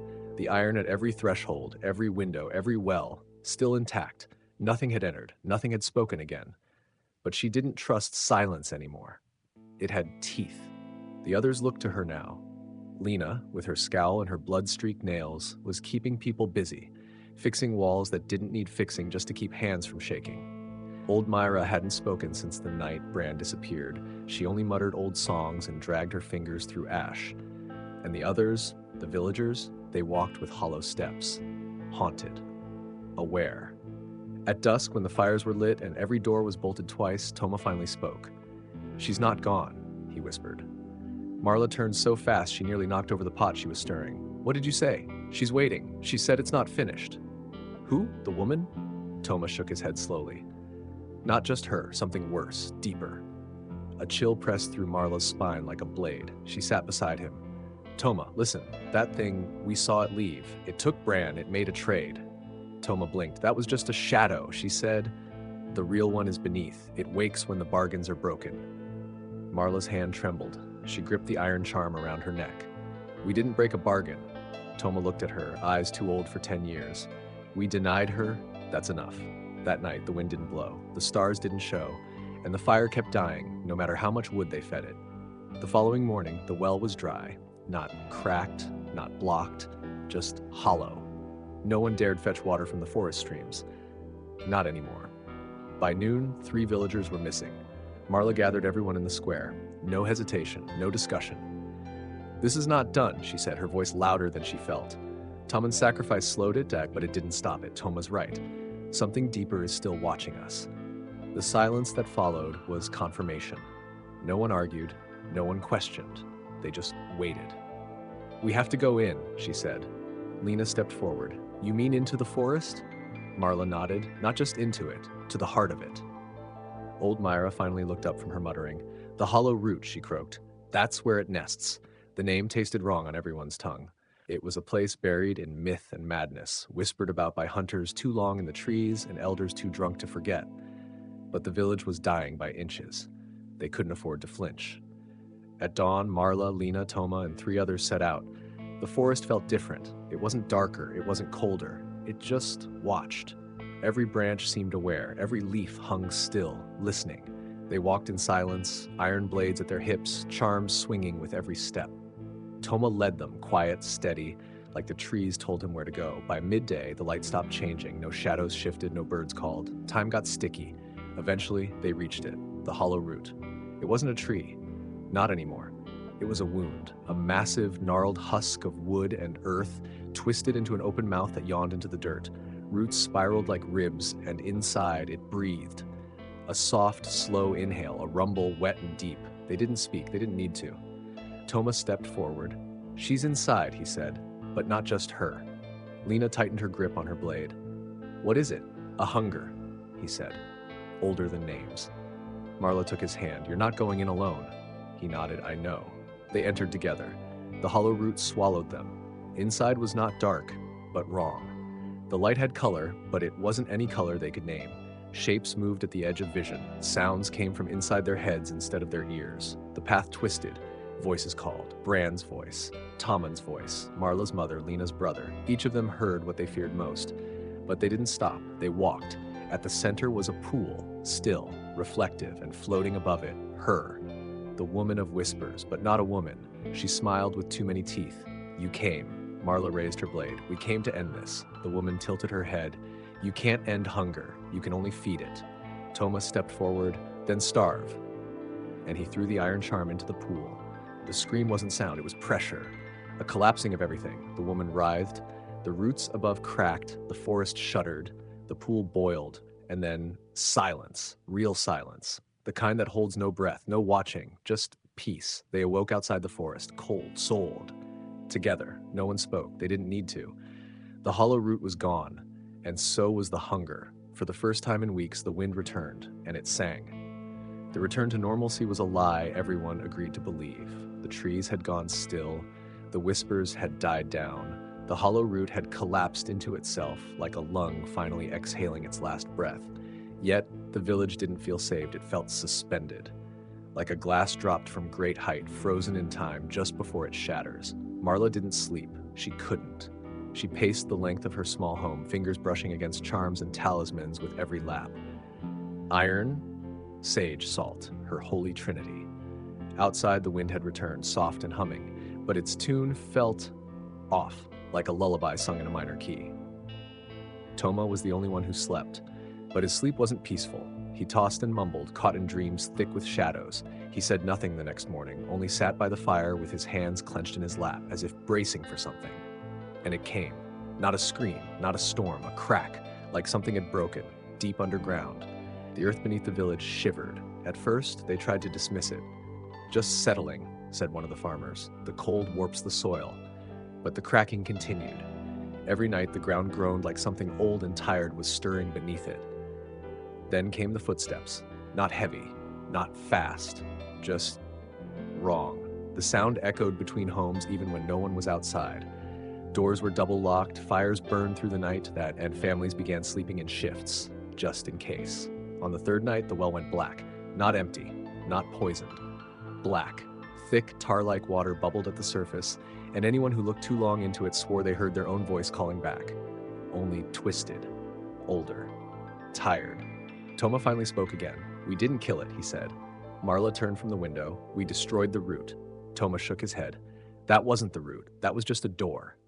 The words hung in the air like smoke. "A door to what?" Lena asked quietly. Toma looked up. "To her." They didn't ask who her was. They knew. The next day the wind stopped. Just stopped. Not a breeze, not a stir. Even the trees refused to sway. The sky turned a dull, bruised gray, like the world had decided to hold its breath. Marla called a gathering at the old chapel. It was more out of habit than faith. The place hadn't seen worship in years, but the stone walls and the old bell offered a strange comfort. The villagers filled the benches in silence. Marla stood at the front, hands wrapped tightly around the iron necklace she now never took off. "We thought it was over," she began. "We were wrong." She looked at Toma, who stood beside her, smaller than he had any right to be in that moment. The hollow root was only a threshold. Something deeper is waking, and it's hungry. An old man in the back, Garrick, the Quapper, stood. "Then what do we do?" Marla took a breath. "We go back." Murmurs rippled through the crowd like a nervous shiver. "Back where?" someone asked. Toma answered, "Beneath." They left at first light, Marla, Toma, Lena, and two others, Jaren and Ilsa, who had nothing left to lose and everything to prove. The forest greeted them with silence. This time they didn't need to find the path, it found them.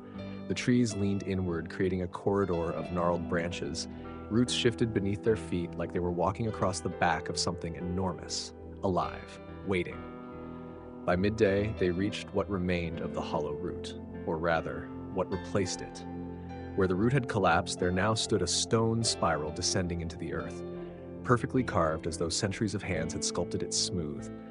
From below, a sound drifted upward, not words, not music. Breathing, the kind of breath that fills cathedrals. They descended. Deeper, deeper still. The walls glistened with something not quite moss. The air thickened. Time began to wobble, seconds stretching too long, then snapping short. Toma led them without hesitation. After what felt like hours or minutes, they reached the chamber. And there she was. Not a woman. Not exactly.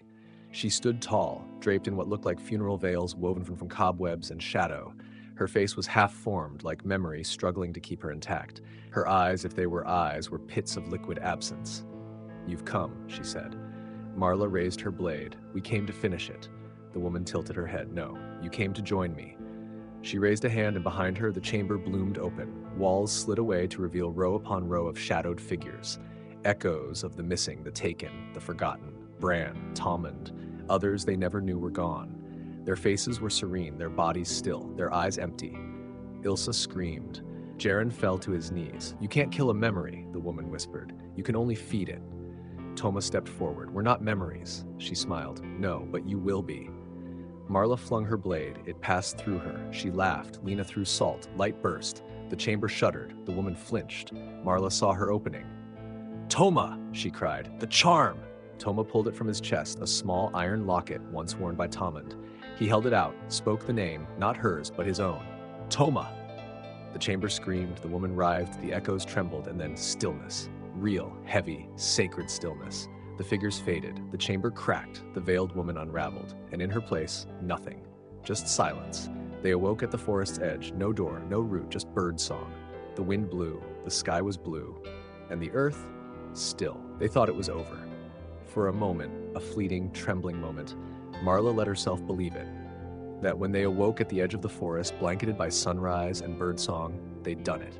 That they'd faced what was beneath the hollow root, cast it into the void, and returned not just alive, but victorious. But peace, as always, was temporary. The village greeted their return with awe and silence. No cheers, no songs, just wide eyes and held breath. Everyone had felt it, the shift. The old air, once thick with dread, was lighter. The wind carried no whispers, the well no longer frothed with tar. But still, no one said the word safe. No one dared. Toma didn't speak at all. Not that day. Not the next. He sat by the chapel steps for hours, staring at his hands as though they didn't belong to him anymore. Marla tried to check in on him. Food, warm blankets, soft words, but nothing broke through. He wasn't sad. He wasn't scared. He was listening. On the fourth day, the earth trembled, not enough to topple stones or crack walls, but enough to make the trees groan, enough to make every bird fall silent, enough to remind them the forest had not forgotten. And then, things began to change. The first was the river. Clear and swift since the first thaw, it now flowed in reverse, uphill back toward the mountain, pulling leaves and fish alike in the wrong direction. A child saw it and ran screaming. Her father stood watching for an hour, unable to look away. Next came the sky. It dimmed at noon. A strange twilight settled overhead, dulling the sun as though a veil had been draped across the sky. Crops began to wilt. Animals refused to eat. Shadows stretched longer than they should, curling toward the forest like they missed it. On the seventh night, the stars didn't come. Not one. Just a ceiling of black, thick, suffocating, endless. That's when Toma spoke again. She's not done. Marla didn't ask who. She knew. The root was her voice, he said, but her body's still beneath us. Beneath what? He looked up. Beneath the village. The silence that followed was heavy. It pressed against their ribs, against their hearts. Under the chapel, in a room that hadn't been opened in generations, they found it. Stone stairs. A spiral descending into the ground, just like the root. Only this time it wasn't carved by hands. It was grown. Vines twisted into steps, roots wrapped like veins around bone-white walls. They lit torches and descended. Toma led the way. Marla, Lena, and 3 others followed. The air grew warmer the deeper they went. Damp, sweet, like rotting flowers. The smell of something that once lived and wanted to again. After hours or minutes, time no longer behaved, they reached the chamber. It was vast, too vast for the space it should have occupied. Pillars of twisted wood rose toward a ceiling they couldn't see. Pools of dark liquid pulsed like heartbeats, and at the center stood an altar, not ancient, new, alive, pulsing, breathing. She's rebuilding, Toma whispered. Marla stepped closer. What is she? He didn't answer. The altar trembled. From it, a figure emerged, not the woman from before. This one was larger, less human, draped in bark and moss, her arms split into branches, her mouth opened vertically like a bloom. From it came a sound that wasn't a scream, but grief. Old. Endless. She was buried here, Toma said, by the first ones. They thought they could silence her. Marla gripped her blade. They didn't do a good job. She doesn't want to kill, Toma whispered. She wants to remember. What does that mean? But Toma was already stepping forward. She feeds on memory. That's why the hollow root echoed voices. That's why the taken forget. She consumes pasts, leaves people blank. The figure moved, slowly, deliberately, as if pulling herself together with every inch. She's feeding on our story. Marla's voice cracked. Then how do we stop her? Toma turned. We tell it ourselves. And with that, he knelt before the altar. He began to speak. Not to the others, but to her, to the thing beneath the village. He told their story, from the droughts to the fires, from Toman's sacrifice to the hollow root. Every loss, every victory, every name they'd buried. And as he spoke, the altar dimmed, the chamber trembled, the figure stilled. She can't take what we give freely, he said. Marla stepped beside him. Together they told more, about their mothers, their fears, their first loves, every memory they could cling to. They spoke it aloud, the walls quivered, the air lightened, the darkness receded, and then nothing. Just stillness, real, final, stillness. They climbed back to the surface in silence. No one spoke for a long time. The stars returned that night, and the wind at last carried only the scent of pine. The forest did not stir, the earth did not crack, and beneath their feet no echoes followed. The stars had returned, the forest had gone quiet, but peace, true peace, still danced just out of reach. A week had passed since Toma spoke her name aloud in the chamber beneath the village, the final act of defiance that shattered the hunger's hold. The ground had stopped groaning.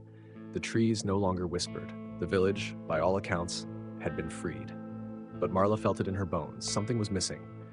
The villagers tried to go back to their lives. The smith relit his forge. Children returned to the riverbank. Even the chapel saw a few hesitant prayers. But everywhere Marla looked, she saw hollowness, smiles that didn't reach eyes, conversations that stopped mid-sentence.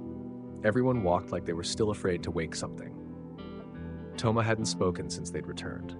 He wandered the village like a ghost, touching walls, whispering to the wind, placing his hand against the soil as if listening for a pulse. When Marla asked what he was doing, he gave the same answer each time. She's not dead. She's just waiting. It was Lena who noticed it first. The roots. Tiny ones, no bigger than vines, curling up through the floorboards of her home. She tried to pull them out. They bled sap. That night, she heard her brother's voice in her dreams, her brother who had been taken years ago. By morning, her window panes were covered in frost, though it was the middle of summer. Then the animals started to go quiet. Dogs refused to enter the chapel. Chickens gathered at doorways, staring into the forest. A cow dropped dead overnight, and its body was found cradled by vines. The village wasn't healing, it was growing her. Marla called a council. Lena, Toma, and the remaining elders gathered in the square beneath a sky that felt too pale, too thin. They spoke in low tones, eyes darting to the tree line. "We cut off her voice," said Marla, "but not her roots. She's still in the earth." "Then what do we do?" asked Garrick. "Burn it all?" Marla looked at Toma. He finally spoke. "She doesn't want revenge. She wants to be remembered." "What does that mean?" Lena asked. "It means she feeds on being forgotten," Toma said. "On the stories no one tells, the pain no one honors. She grows in silence." "So we talk?" Garrick scoffed. "We sit around the fire and gossip her to death?" Toma shook his head. "No. We give her what she's always taken. We give her a memory. Freely. Publicly. Fully." Marla's voice was tight. "You mean a sacrifice?" "No," said Toma. "Not a life. A truth." That night, they built a pyre in the square. Not for fire, but for stories. Marla stood before it first. In her hand was a small locket, her mother's, once buried beneath the chapel. She opened it, held it high. "I remember her," she said. "Her voice when I was sick, the way she danced when the moon was full, the stories she told about the stars." She placed the locket on the pyre. One by one, the villagers followed. A ring, a book, a child's shoe. Each item came with a story. Each story came with tears. They spoke of lovers lost, brothers fallen, children never born. They spoke of wars, winters, feasts, and famines. They poured out the memories they had locked away, the ones too painful to hold but too sacred to lose. Toma stood last. He held nothing. He stepped into the center of the circle and lifted his voice. "I remember her, not the woman in the roots, the first voice, the one who whispered to me when I was little, who taught me the songs the trees sing. She isn't evil. She's broken. Buried. Alone." He knelt. "I offer her this, my name, my voice, my truth." And then for the first time he sang. A lullaby, the one he'd hummed in his sleep, the one his real mother had once sung to him long ago, before the forest took her. The wind stilled, the torches flickered, and from beneath the ground came a breath, long, deep, satisfied. The roots that had begun to curl into the village retracted. The frost on Lena's window melted. The sky turned gold, not just in the way of sunrise, but like something had been mended, like the land itself had exhaled. In the days that followed, the village changed. Not dramatically, just honestly. People began to tell stories again, not just around fires, but in fields, kitchens, and in quiet moments before sleep. They shared pain, they honored the forgotten, they remembered not just the victories, but the wounds. Toma remained quiet, but different. He walked lighter, like the ground no longer whispered. Marla resumed her role as leader, but now with less burden, more trust. And deep beneath the village, in the place where roots once pulsed and hunger once grew, there was only stillness, a stillness earned. Not given, not forced, but chosen. And above it, life went on. For weeks, the earth slept. The village began to breathe again. Crops grew strong in soil that had once pulsed with darkness. Children laughed, tentatively at first, then loudly, fearlessly. Fires crackled without menace. The chapel bell rang at dawn, not to warn, but to wake. Still, Marla listened at night. She lay with her ear to the ground beneath the floorboards of her home where the roots had once curled like fingers beneath her feet. And every night, the same silence greeted her. Not peace, not rest, just absence. And absence, as she'd learned, was never empty. It waited. One morning, Thomas stood at the edge of the forest. His hair had grown longer, his eyes sharper. He looked older than 16, older than 20. He wore the silence like a coat now, and when he spoke, it was slow and measured. "She's listening again," he said. Marla didn't ask how he knew. She just nodded. Toma turned, facing the horizon. "She's not angry, not hungry, not yet. But she's lonely." That night, the wind returned, not sharp, not howling, whispering, names. Not just names of the fallen, but names no one had ever spoken aloud. Forgotten names, lost names. Names buried so deep in the roots of memory they'd become unspoken prayers. And that's when they realized she wasn't just a force of pain or hunger. She was memory itself. And memory, when ignored, rots. They gathered the village again. This time, not for defense, not for battle, for remembrance. Each family brought forward their oldest tales. The baker told of her grandmother's flight through fire during the Great Burn. The mason shared the story of his father's hands, broken in war but still able to build. Lena recalled a child she'd lost before breath ever touched its lungs. Every story lit a lantern. They hung them through the village, along fences, atop roofs, from the chapel steeple. A constellation of memory. Toma stood in the square, quiet, watching the flicker of stories above them. "She's calmer now," he said. Then the tree arrived. It grew in the center of the square, overnight, without sound. A thick trunk, smooth as bone, wrapped in silver leaves that shimmered without wind. At its base, carvings appeared. Names, events, dreams. No one claimed to have written them, but every villager found something familiar in the markings. "She planted it," Toma whispered. Not as a warning, as a gift. It became known as the listening tree. Children played beneath it, elders touched its bark and wept. The village began to flourish in ways it never had before. Stronger harvests, gentler winters, fuller laughter. But with each season, the tree grew taller. Its branches stretched toward the sky, its roots spread farther beneath the ground. And in dreams, people began to hear a hum. Not frightening, not sharp, just aware. One by one, villagers began to dream of their ancestors, clearer than ever before. Whole conversations played out. Forgotten songs returned. Recipes once lost bubbled back into kitchens. But it came with a price. The dreams began to last longer. Some woke in tears, others didn't wake for days. A girl named Rena slept for 6. When she woke, she whispered a lullaby no one had heard in 100 years. Marla called a meeting. "This is her way," said Toma. "She's not stealing from us anymore. She's sharing, offering, but we can't take without giving."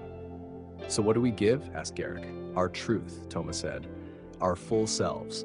And then he proposed something unthinkable, a rotation. Each season, one villager would enter the roots of the listening tree, not to be sacrificed, but to remember, to offer their story in full, to be known by her, and to know her in return. Silence followed. Then Lena stepped forward.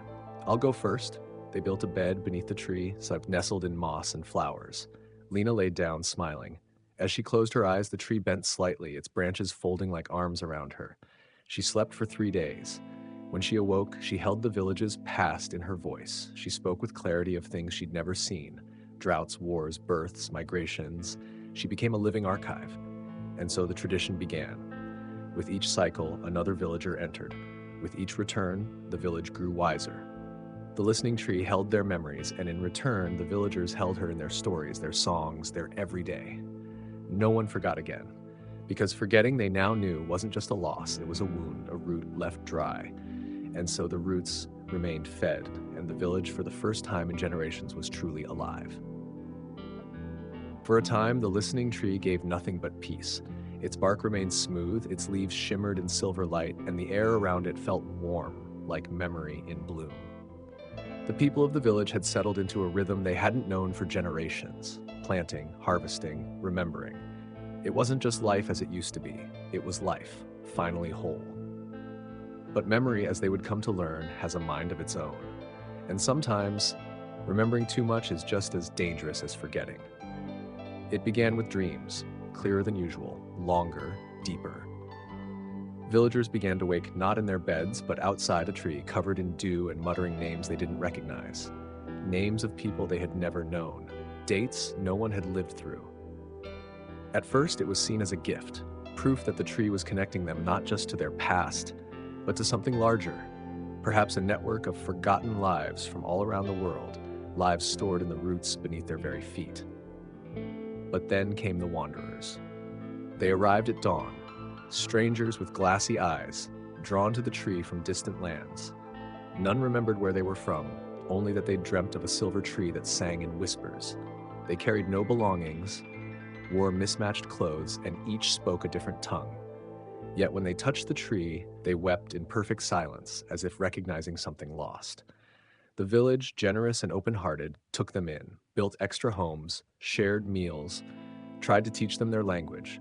But with each new arrival, the tree grew taller, and its roots spread wider.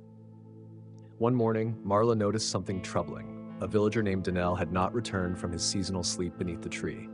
It had been 10 days. When she approached the tree, she saw him still lying there, eyes wide open, mouth moving, but no sound escaping. Toma tried to speak with him, to draw him out, but Danelle only mouthed the same 3 words over and over. She's still remembering. The tree had begun to glow at night. Its bark no longer shimmered silver, it pulsed as if lit from within, and at the base of its trunk a hole had begun to open. Not wide, but deep. It led downward, through woven roots into darkness. Toma stared at it for hours. "It's not just a tree," he finally said, "it's a doorway." Marla asked, "To where?" He didn't answer, just touched the edge of the hole and whispered, "She's remembering too much." Then one night, the stars vanished again, just as they had before. But this time, the darkness didn't feel angry. It felt full, heavy, as if it was pressing against the sky itself. The next morning, 3 more villagers failed to wake. They lay in their homes, breathing but unresponsive, dry, their hands folded across their chests, their lips moving in silent, frantic conversation. Their eyes moved wildly behind closed lids as if watching entire lives play out at once. Lena, terrified, stood before the council. "We thought we could honor memory," she said, "but now we're drowning in it. We've opened something we don't understand." Toma agreed. "We fed her, and she's grateful, but she doesn't know how to stop." "She?" Marla asked. "You mean the tree?" "No," Toma said. "I mean what's beneath it." He pointed to the hole. "She's waking up." That night, they gathered by the tree. The villagers formed a circle, torches in hand, eyes fixed on the pulsing roots. They didn't speak, not at first. What could they say? This was no longer a ritual, it was an intervention. "We gave her truth," Marla said, "but maybe she needs something more." Toma stepped forward. "She needs us to remember, yes, but we also have to teach her how to forget." They descended. Marla, Toma, and Lena down through the hole, past layers of memory carved into root and soil. Names, faces, fragments of dreams clung to the walls. The deeper they went, the colder it became, until finally they reached her, a chamber unlike any they'd seen before. At its center, a cocoon. It pulsed gently, each beat echoing through the roots above, and inside something stirred, a figure, not woman, not tree, something between, a being woven from memory itself. "She is memory," Toma whispered, "but she's never been taught how to let go." They knelt, and instead of telling stories, they did something new. They shared silence, they breathed, they forgave, they released, and slowly, gently, the pulsing slowed. The figure inside the cocoon stilled. Above ground, the stars returned. The villagers awoke, the tree stopped glowing, and the hole closed. The listening tree remained, but it no longer pulsed, it no longer whispered, it simply stood, tall, silent, content. And from then on, the village changed once again. They still remembered, they still told stories, but they also learned when to be quiet, when to let go, when to leave some things in the earth. Because memory is not just about holding on, it's about knowing when to release. And beneath the soil, something eternal slept, not in grief, but in peace. Even after the tree stopped pulsing and the earth went still, Marla knew peace wasn't a permanent state. It was borrowed time, earned by sacrifice, held together by memory. And memory, they had learned, had roots. It began slowly. The listening tree, now tall enough to catch the moonlight on its highest branches, began to stretch, physically and otherwise. The roots crept beyond the square, winding through the village like veins of silver. They didn't damage, they nurtured. Flowers bloomed where roots passed, crops grew taller, and the very air shimmered with a kind of warmth that made breathing feel like remembering something beautiful. Children chased each other around its base, elders leaned on its trunk to rest, and couples whispered secrets beneath its canopy. The village was alive, not just with activity, but with purpose. The tree had become a heartbeat. Toma spent his mornings sitting cross-legged against the trunk, eyes closed, listening. He no longer had to sleep to hear its voice. It spoke in wind patterns and leaf rustles, in the shifting soil and occasional hum that vibrated through the ground. "She's not sleeping," he said to Marla one morning. "She's thinking." Marla, now silver-haired but sharp-eyed, nodded. "Good. That means she's learning." But what neither said aloud was the unspoken question. Learning what? One evening, just as the sun dipped below the ridge, turning the tree into a silhouette of silver fire, a figure appeared at the edge of the village. A tall man in tattered robes, weathered skin like parchment, eyes like deep wells. He didn't speak at first. He simply walked to the tree, laid a hand on its bark, and exhaled, as if he had found something he'd been searching for all his life. Marla approached. "Can we help you?" He smiled. "No, you already have. I am a keeper." Toma stepped forward. "Of what?" "Memories," the man said. "Like her." He tapped the tree. He explained that he had traveled across ruined lands, places where listening trees once stood, trees that were abandoned, forgotten, allowed to wither beneath the weight of ignored stories and buried truths. "The world was once full of these," he said. "Now there are so few, I can count them on one hand. But this one is awake." The villagers gathered to hear him speak. He told tales of kingdoms that rose and fell, of cities swallowed by silence, of villages that forgot themselves until nothing remained. And then he told them the truth. Memory must move. It cannot remain still. When it sits too long in one place, it grows heavy, and if you don't help carry it, it will collapse on you. So they built something new, a circle of stone benches around the tree. Each week, one person would sit and tell a story. A real one. Not always grand, not always happy, but honest. Others would listen, not to comment, not to judge, just to receive. They called it the Circle of Echoes. And the tree changed again. Its roots began to glow faintly at night, like veins of moonlight threading the earth. Birds that had never been seen before returned to nest in its branches. The soil remained warm, even during the first frost. But with the growth came another change, one the keeper had warned about. The tree started remembering things it hadn't been told. One morning, Toma awoke to find carvings on the bark, names no one had spoken aloud, events the villagers had tried to forget, a fire that had burned down a barn 15 years ago, a betrayal between friends never resolved, a child lost in the river whose name had become taboo. Toma traced the names with his fingers. "She's reaching deeper," he said. Not everyone was pleased. Some found it invasive, others painful. But Marla reminded them, you cannot honor memory by choosing only the parts that comfort you. Still, a tension settled in the village, a quiet dread not unlike what they'd felt before the darkness had risen long ago. Not because the tree had turned cruel, but because it had turned honest. One day, the tree dropped a single silver leaf. It didn't float. It fell like a stone, landing with a thud. Toma picked it up. Etched into its surface was a symbol, one not seen since the earliest days of the village's founding. A spiral within a spiral, the sign of the before. The keeper paled. "This tree, it remembers beyond you," he said. "She remembers the ones who planted the first listening trees, the first people." Marla looked at the spiral, then at Toma.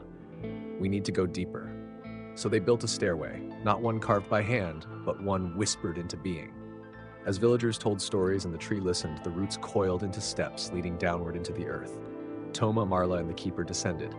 What they found was not darkness, it was light. A chamber of roots glowing with the memories of generations. Each thread of bark pulsing with moments, faces, voices. It was not a place of judgment or fear, it was a library made of life. In its center, a seed, silver. Silent, waiting. "She wants to grow again," Toma said. And they understood. This wasn't just about memory, it was about sharing it.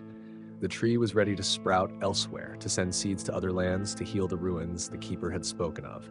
But it couldn't do it alone. It needed people to carry the stories, to carry the roots.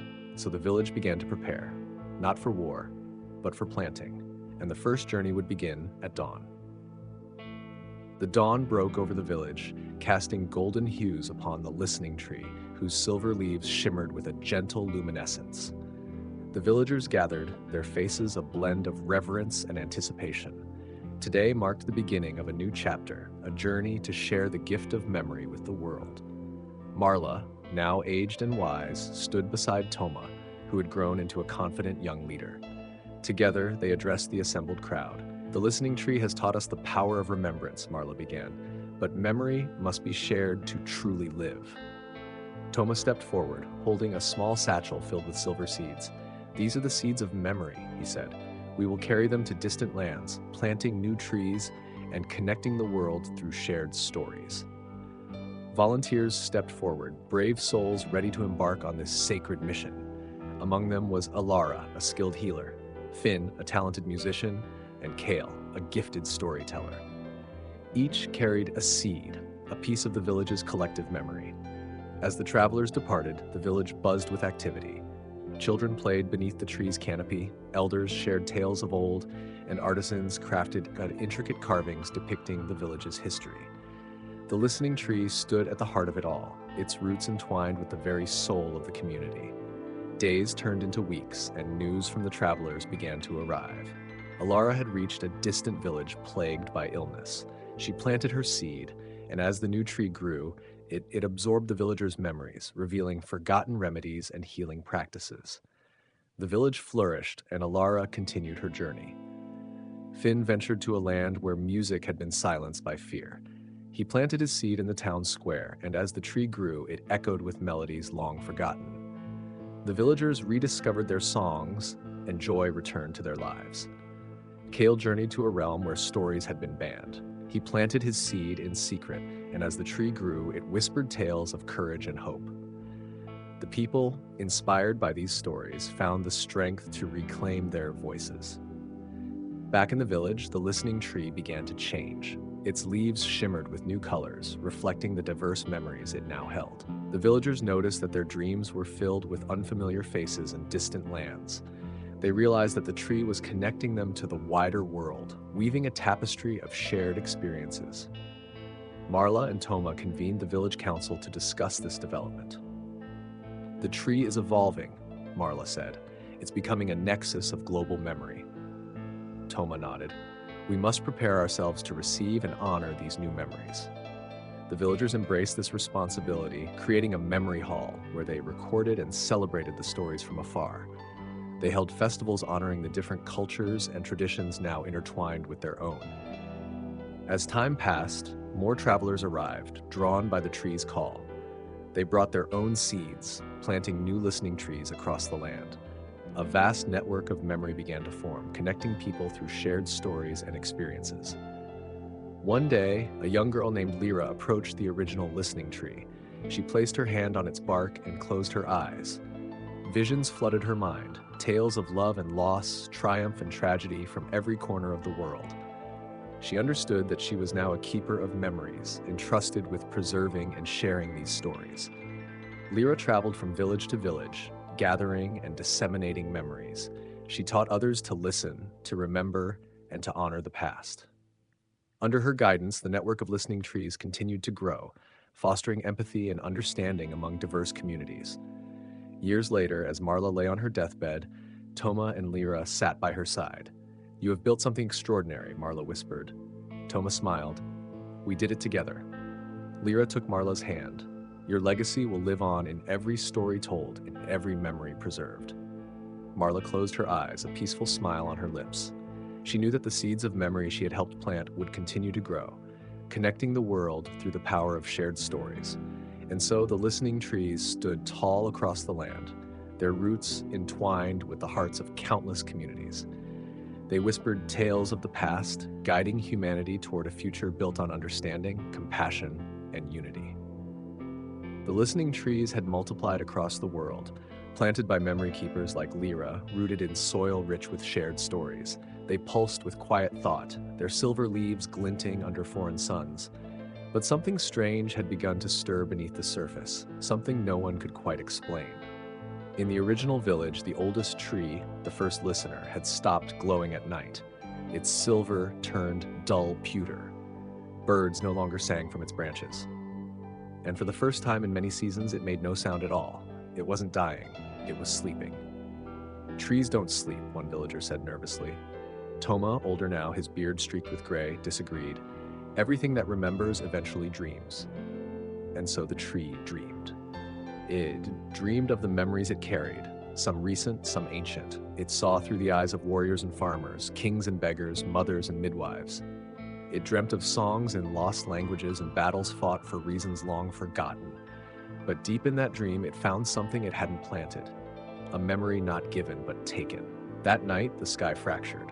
Above the tree, the stars shimmered in new constellations, patterns no astronomer had recorded. The moon blinked 3 times, and in the morning, the roots had shifted.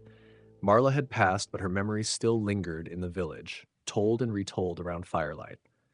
Lyra, now older, sensed the change in her bones. She rushed to the tree and placed her palm against its bark. It was colder than ever. And then, it whispered. Not a story. A warning. A warning. Who? She asked aloud. The bark cracked beneath her fingers. A single silver seed dropped to the ground and rolled into the grass. Toma appeared beside her, drawn by instinct more than sound. It's the deep memory, he said, the part that never wanted to be remembered, the parts that were buried on purpose.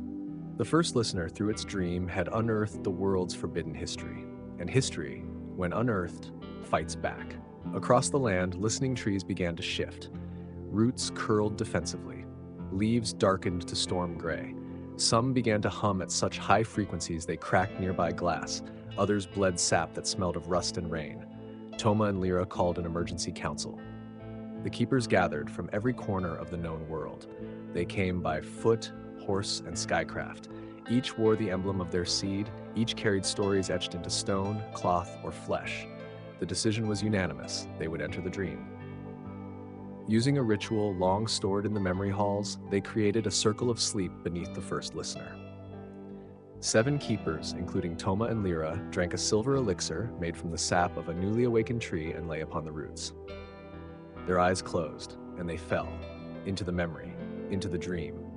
It was not a place, it was a maze. Stories overlapped, twisting around one another like vines. Some were bright and joyful, filled with laughter and sunlight. Others were sticky and sharp, tales of betrayal, war, and unspeakable pain. But at the center of the dream, there was a silence, not peace, emptiness, as if someone or something had erased itself from memory, leaving only a void. They called it the Hollow, and it was growing. We're not the only ones who know how to remember, Toma whispered. Something else has been watching. As they ventured deeper, the Hollow tried to distract them, showing them their worst moments, their regrets, their griefs. It whispered lies that tasted like truth. One keeper fell, swallowed whole by her own forgotten sorrow. Another turned back, unable to face what he'd once done. Only 4 made it to the core. There, pulsing with darkness, was a fragment. Not a memory, a wound. It was the memory of forgetting, the first act of denial in human history. A betrayal so deep that generations had tried to erase it from time itself. But the trees had remembered, silently, faithfully, and now that wound wanted to be healed, or it wanted to consume everything trying to remember it. Lyra stepped forward. We must tell the story, she said, aloud. But no one will believe it, said another keeper. They don't have to, she replied. They only need to hear it. So she told it. The story of a people who destroyed their own knowledge to protect power. The story of a culture wiped from the maps, but not from memory. The story of a lie passed down as truth, until the truth itself became blasphemy. As she spoke, the Hollow shrank. The trees above ground began to glow again, and the first listener stirred from its slumber. When the keepers awoke, the sky had changed again, but this time, it felt right. The stars had rearranged themselves into a new pattern, a spiral unfurling outward, a sign of beginning, not ending. The trees returned to themselves, but something was different now. They no longer whispered just stories. They asked questions, they encouraged wonder, they challenged silence. And from that day on, every seed planted carried not just memory, but curiosity. The world grew not just wiser, but braver, because the trees no longer just remembered, they dreamed. The listening trees had become a global phenomenon, their silver leaves shimmering in the sunlight, their roots entwined with the memories of countless generations. They stood as sentinels of history, whispering tales of joy and sorrow, triumph and defeat. But as the world changed, so too did the trees. In the heart of the original village, the first listener began to stir. Its branches quivered, and its leaves rustled with a new energy. The villagers gathered, sensing that something extraordinary was about to unfold. Toma, now an elder, approached the tree and placed his hand upon its bark. A surge of warmth coursed through him, and he heard a voice, not from the tree, but from within himself. "The time has come," the voice said. "The memories must be shared." Toma turned to the villagers. "The trees are awakening," he announced. "They are ready to share their knowledge with the world." News of the awakening spread quickly. People from distant lands journeyed to the village, eager to witness the miracle. Among them were scholars, artists, and seekers of truth. They came with open hearts and minds, ready to learn from the trees. The first listener began to emit a soft, melodic hum. Its leaves glowed with a gentle light, and its branches swayed in rhythm with the music. The villagers and visitors alike were entranced, feeling a deep connection to the tree and to each other. As the days passed, the trees began to share their memories more openly. They projected images into the minds of those who listened, scenes of ancient civilizations, forgotten languages, and lost traditions. The knowledge was vast and profound, offering insights into the human experience that had long been buried. Elara, now a respected keeper of memories, took it upon herself to document the revelations. She transcribed the visions into books, painted murals depicting the stories, and composed songs that captured the essence of the memories. Her work inspired others to do the same, creating a renaissance of art and culture. However, not everyone welcomed the awakening. Some feared the truths that were being revealed, worried that the knowledge would disrupt the established order. They sought to silence the trees, to cut them down and erase the memories once more. Tensions rose as debates erupted over the role of the listening trees in society. Supporters argued that the knowledge was a gift, a chance to learn from the past and build a better future. Opponents claimed that the memories were dangerous, that they could incite unrest and chaos. In the midst of the turmoil, the first listener grew silent. Its leaves darkened and its branches drooped. The villagers feared that the tree was dying, that the connection to the past was being severed. Toma, sensing the urgency, called for a gathering. He stood before the tree and addressed the crowd. "The trees have given us a gift," he said. "They have shared their memories, their wisdom, their truths. It is up to us to honor that gift, to use it wisely and responsibly." Moved by his words, the villagers and visitors pledged to protect the trees and the knowledge they held.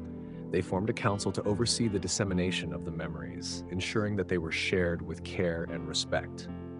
Slowly, the first listener began to recover. Its leaves regained their silver sheen and its branches lifted once more.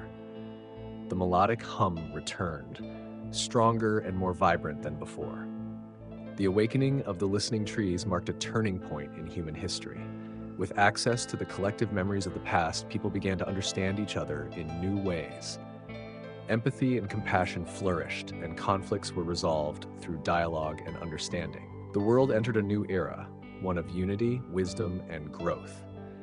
The listening trees stood as symbols of this transformation, their roots entwined with the hearts of humanity. And as the trees continued to share their memories, the people listened, learned, and remembered. They called it the Whisper War, though no swords clashed, no fire fell from the sky, and no blood soaked the earth. But make no mistake, this was war. It began as murmurs, hushed debates in shadowed corners of great halls and underground forums. The listening trees had changed the world, that much was certain. But power, real power, had begun to shift. No longer held solely by monarchs, merchants, or governments, influence now lay in memory, in truth, in story, and that terrified them. The Global Memory Council, born from Toma's circle, grew swiftly. What started as a promise of stewardship became something far more complex. Each region had its own keepers, its own voice. Yet with diversity came conflict over how memories should be accessed, which ones should be shared, and most dangerously, which should be hidden again. One keeper, Adrian Val, emerged as the voice of caution. These trees, he warned, don't just remember. They awaken what was meant to sleep. He wasn't wrong. In the southern continents, one listening tree revealed a civilization that had disappeared overnight. A technological marvel buried beneath volcanic ash, one whose downfall was not natural, but deliberate. In the north, trees whispered of betrayals in bloodlines, stolen dynasties, and ancient injustices that had never seen daylight. People rioted, nations shook. Is truth worth tearing the world apart? Adrian asked. Yes, said Lyra.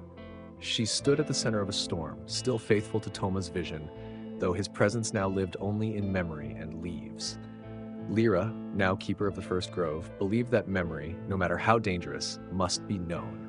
If we begin choosing which truths deserve sunlight, she said, we become the very lie these trees were planted to undo. The divide deepened. One faction, calling themselves the Veil, advocated for selective memory. They didn't want to erase, they said, only to protect. They pushed to limit access to tree dreams, encrypt certain memories, and even uproot the trees that refused to comply. Their influence spread fast. In cities wrapped in glass and sky, the Veil planted modified trees, engineered to remember only what was approved. Their roots ran shallow, their leaves never rustled at night. The original trees, the wild ones, the honest ones, began to dim. Their roots recoiled when manipulated. Their dreams turned murky, polluted by denial. Then came the great blackout. For one full night, no listening tree sang. Not in the mountains, not in the forests, not even in the first grove. It was as if memory itself had been unplugged, and people panicked. They realized how much they relied on the trees, not just for knowledge, but for purpose, for connection. In that silence, something primal stirred. People had forgotten how to remember for themselves. The weight of that struck harder than any weapon. Lyra knew what must be done. She summoned a gathering, not just of keepers, but of everyone. Artists, children, elders, dreamers, even former members of the Veil. They met in the grove, beneath the first listener, its bark cracked but breathing. We must remind the trees who we are, Lyra said. It was not about fixing the roots or restoring sap. It was about reigniting the bond. They told stories, not from the trees, but from themselves. Oral tales passed down from grandmother to grandson, poems scrawled in secret journals, memories whispered into the wind, recorded in tearful song, and the trees listened. Slowly, leaves shimmered again. Not silver this time, but gold. A new color. A sign that something had changed. They've evolved, Lyra whispered. They're not just remembering now, they're choosing. And with choice came resistance. Some trees refused the Veil's influence entirely, shedding every filtered memory, even if it meant going dormant. Others grew twisted and confused, torn between conflicting stories, unsure what was real. The trees had become mirrors, reflecting not just history, but humanity's deepest contradictions. The Whisper War intensified. Battles were fought not with armies, but with truths. Sabotage came in the form of fake memories planted in tree rings. Misinformation twisted roots. Propaganda was carved into trunks like disease. But through it all, Lyra endured. She and her followers, now called the Unveiled, dedicated themselves to restoring memory through trust. They built listening circles in every city, safe spaces where humans, not trees, would share first. The trees would follow. And slowly, something beautiful began to grow. Not control, not order, but understanding. People who once feared the past now embraced it. They learned to sit with uncomfortable truths. They learned that history isn't clean, and that pain, too, deserves a voice. The trees flourished. The first listener, now towering higher than ever before, bloomed with blossoms unseen in any known species. Each petal held a song, memories passed not just by words, but by feeling. Touch a flower, and your heart would remember what your mind never knew. The war faded, not because one side won, but because people stopped choosing sides. They chose truth, and the trees in their wisdom stood tall, not as gods, not as judges, but as witnesses. Witnesses to what happens when memory is honored, when truth is given breath, when silence is no longer feared. And so, beneath the branches of the listening trees, the world exhaled, and finally, listened. The listening trees stood tall, their silver leaves shimmering under the sun, bearing witness to the world's stories. They had become symbols of unity, bridging gaps between cultures and generations. But as with all things that hold power, there were those who sought to control them. In the wake of the Whisper War, a fragile peace had settled. Communities once divided by mistrust began to gather beneath the trees, sharing tales of old and forging new bonds. The trees responded in kind, their roots intertwining, creating a vast network of shared memories and experiences. Lyra, now an elder and revered keeper, watched over the first listener with a mixture of pride and concern. She had seen the trees evolve, their consciousness deepening, their understanding of humanity growing more nuanced. But with this growth came a new challenge. The trees began to question. They whispered of forgotten atrocities, of suppressed histories, and of truths buried beneath layers of propaganda. Communities that had once embraced the trees now recoiled, fearing the revelations they brought.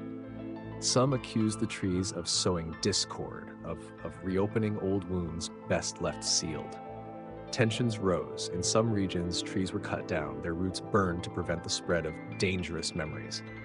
In others, they were encased in barriers, their access restricted, their voices silenced. The very symbols of unity had become points of contention. Lyra convened a council of keepers from across the globe. They met beneath the canopy of the first listener, its branches arching overhead like a cathedral. Voices echoed as debates raged, some advocating for the preservation of all memories, others urging for selective sharing to maintain peace. We cannot choose which truths to remember, Lyra argued. To do so is to repeat the mistakes of the past. But not all agreed. A faction, calling themselves the Guardians, believed that some memories were too painful, too divisive. They proposed a system to filter the tree's revelations, to guide humanity gently through its history. The trees listened.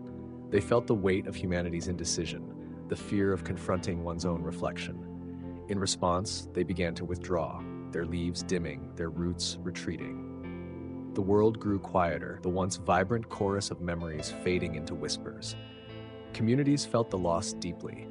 Children who had grown up listening to the trees' tales now found silence. Elders who had shared their stories felt a part of themselves vanish. The unity forged through shared memory began to unravel. Realizing the gravity of the situation, Lyra embarked on a journey, visiting communities affected by the trees' silence. She listened to their fears, their hopes, and their regrets. She shared stories of resilience, of healing through truth. Slowly, trust began to rebuild. In a symbolic gesture, communities began to plant new listening trees, nurturing them with stories of both joy and sorrow. They embraced the entirety of their histories, understanding that healing comes not from forgetting, but from acknowledging. The trees responded. Their leaves brightened, their roots reached out, and the chorus of memories returned, richer and more harmonious than before. The world had learned a valuable lesson, that true unity comes from embracing the full spectrum of one's history. And so, beneath the shade of the listening trees, humanity found its voice once more, singing songs of remembrance, resilience, and hope. The listening trees had become more than just silent sentinels of history. They were now active participants in the world's ongoing narrative. Their roots intertwined with the very fabric of human experience, absorbing not only memories, but also emotions, dreams, and aspirations. They stood as living testaments to humanity's journey, bearing witness to its triumphs and tribulations. In the heart of the first grove, Lyra sat beneath the sprawling canopy of the oldest tree, its leaves shimmering with a kaleidoscope of colors, each hue representing a different emotion or memory. She closed her eyes, allowing the gentle hum of the tree's energy to envelop her. Visions danced behind her eyelids, glimpses of past lives, forgotten stories, and untold truths. The trees had begun to evolve, their consciousness expanding beyond mere recollection. They started to communicate with one another, sharing knowledge and insights across vast distances.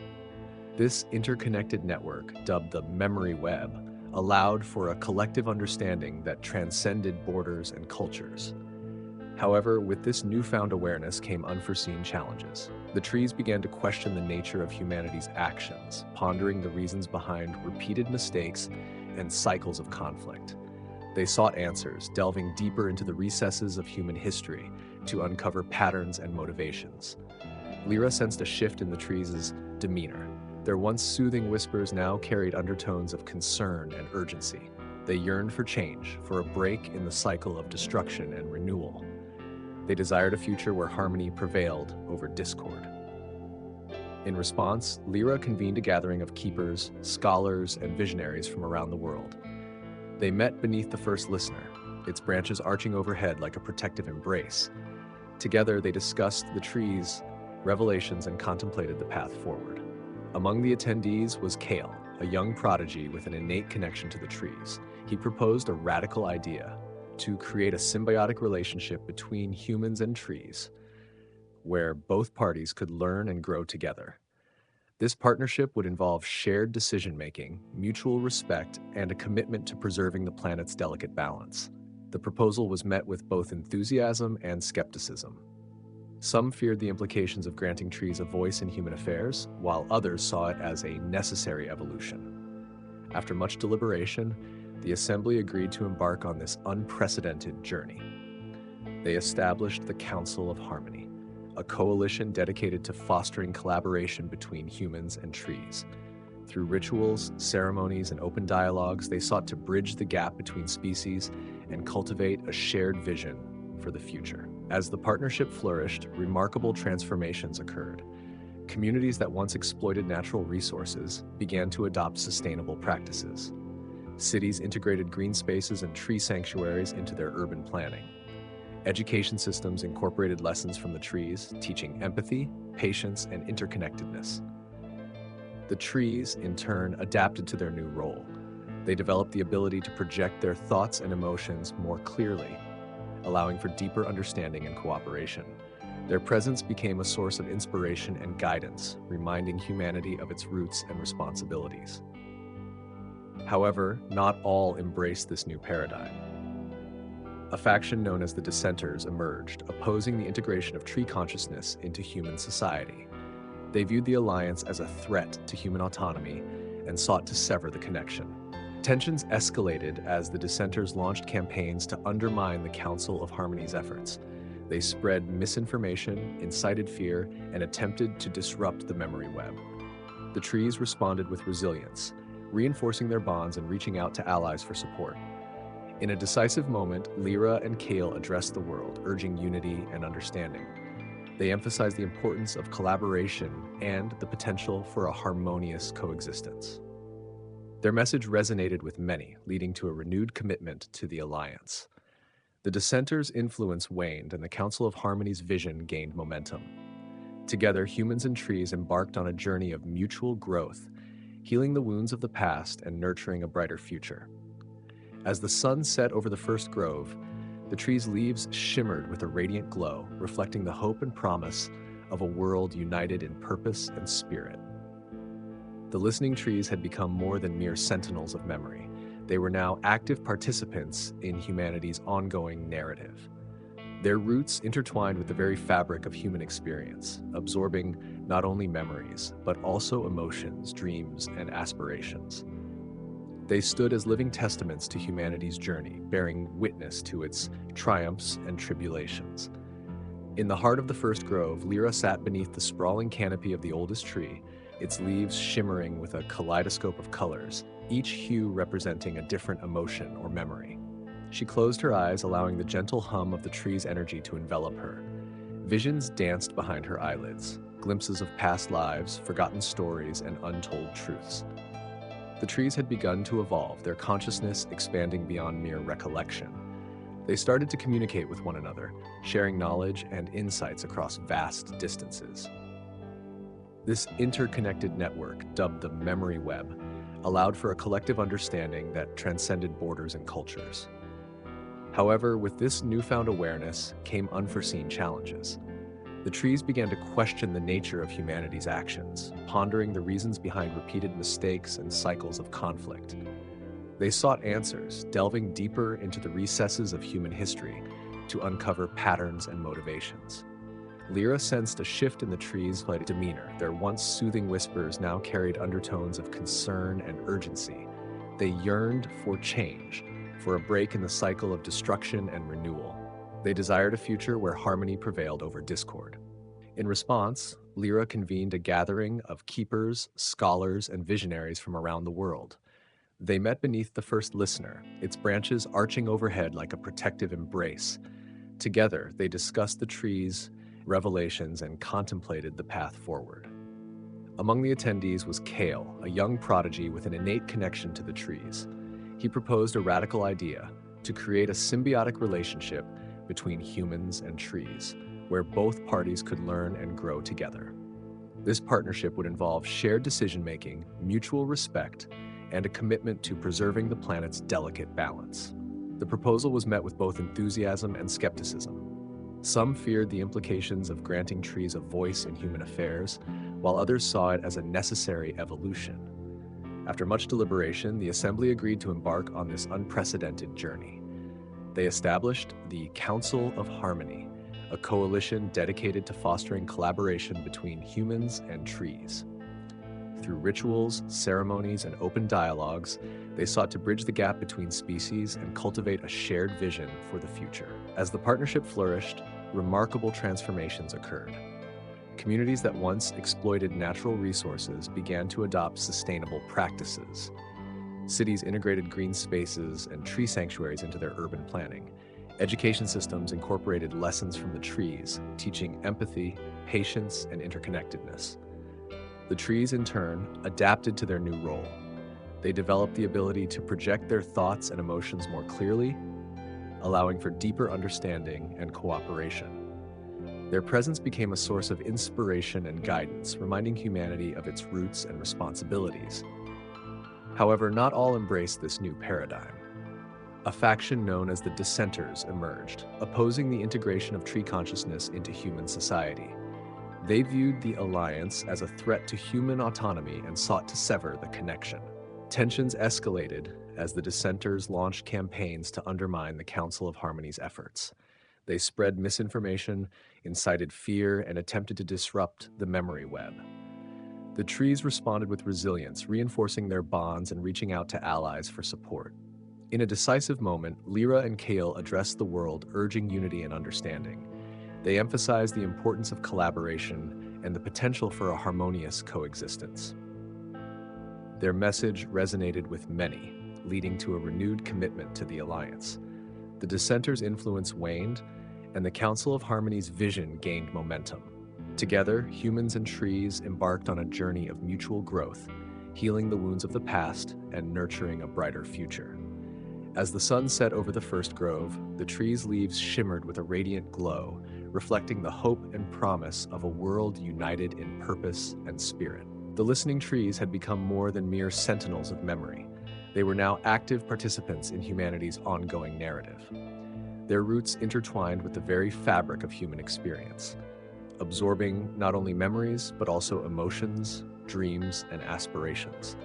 They stood as living testaments to humanity's journey, bearing witness to its triumphs and tribulations. In the heart of the first grove, Lyra sat beneath the sprawling canopy of the oldest tree, its leaves shimmering with a kaleidoscope of colors, each hue representing a different emotion or memory. She closed her eyes, allowing the gentle hum of the tree's energy to envelop her. Visions danced behind her eyelids, glimpses of past lives, forgotten stories, and untold truths. The trees had begun to evolve, their consciousness expanding beyond mere recollection.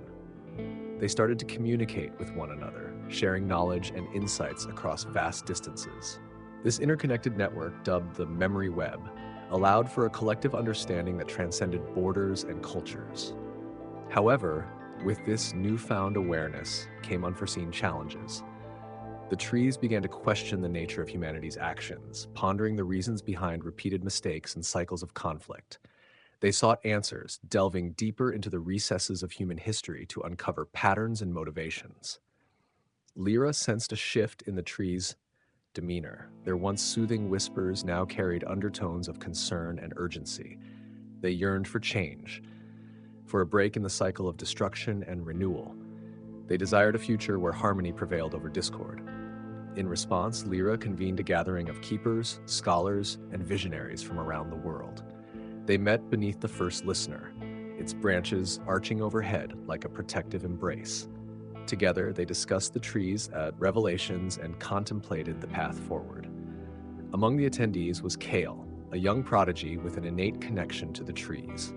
He proposed a radical idea: to create a symbiotic relationship between humans and trees, where both parties could learn and grow together. This partnership would involve shared decision-making, mutual respect, and a commitment to preserving the planet's delicate balance. The proposal was met with both enthusiasm and skepticism. Some feared the implications of granting trees a voice in human affairs, while others saw it as a necessary evolution. After much deliberation, the Assembly agreed to embark on this unprecedented journey. They established the Council of Harmony, a coalition dedicated to fostering collaboration between humans and trees. Through rituals, ceremonies, and open dialogues, they sought to bridge the gap between species and cultivate a shared vision for the future. As the partnership flourished, remarkable transformations occurred. Communities that once exploited natural resources began to adopt sustainable practices.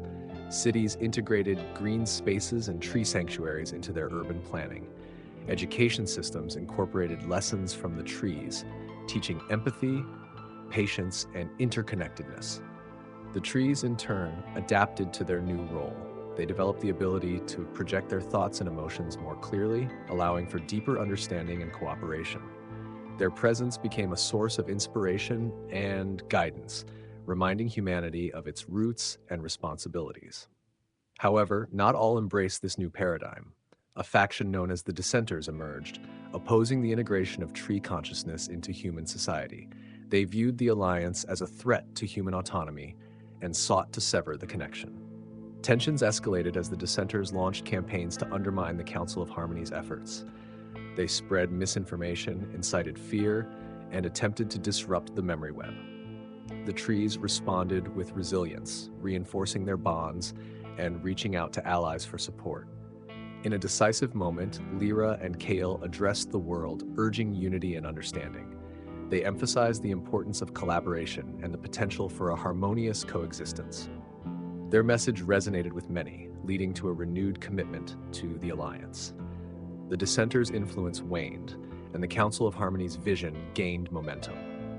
Together, humans and trees embarked on a journey of mutual growth, healing the wounds of the past and nurturing a brighter future. As the sun set over the first grove, the tree's leaves shimmered with a radiant glow, reflecting the hope and promise of a world united in purpose and spirit. The world had changed. The alliance between humans and listening trees, once a fragile hope, had blossomed into a vibrant tapestry of shared memories and mutual respect. Cities transformed into living forests, where roots and roads intertwined, and the air was filled with the harmonious songs of leaves and laughter. In the heart of this new world stood the Whispering Grove, a sanctuary where the oldest and wisest trees resided. It was here that the memory web pulsed strongest, weaving together the thoughts and experiences of countless beings. The grove was a place of reflection, of learning, and of unity.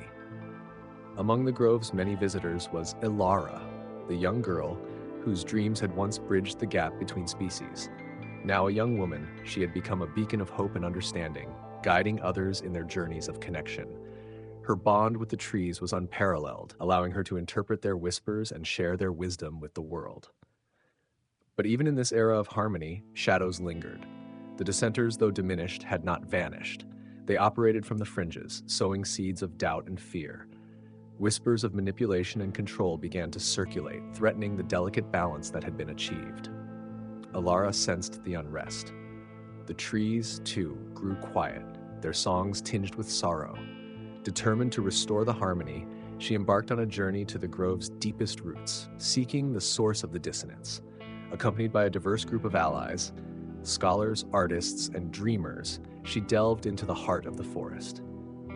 As they ventured deeper, they encountered remnants of the past, forgotten memories, buried traumas, and unresolved conflicts.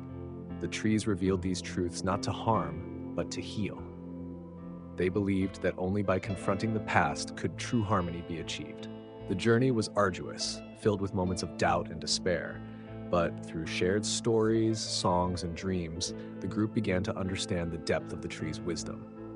They realized that the path to unity was not through silence, but through open dialogue and mutual respect. Emerging from the depths of the grove, Elara and her companions carried with them a renewed sense of purpose. They shared their experiences with the world, encouraging others to engage in honest conversations and to embrace the full spectrum of their histories. The Dissenters, confronted with this wave of understanding and compassion, found their influence waning. Many chose to join the movement, contributing their perspectives and enriching the collective narrative. The Whispering Grove flourished, its songs once again filled with joy and hope. The alliance between humans and listening trees grew stronger, rooted in trust, empathy, and a shared commitment to growth. And as the sun set over the grove, casting golden light through the leaves, Elara stood beneath the first listener, her heart filled with gratitude and determination. She knew that the journey was far from over, but with unity and understanding, any challenge could be overcome.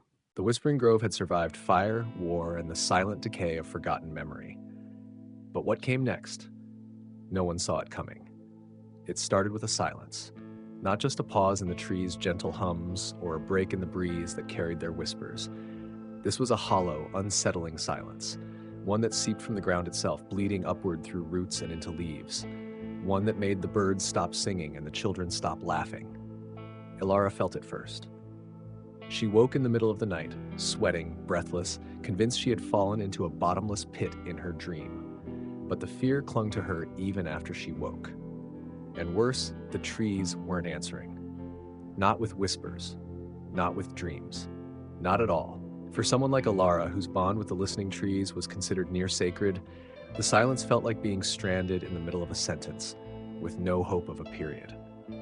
By morning, reports had started trickling in.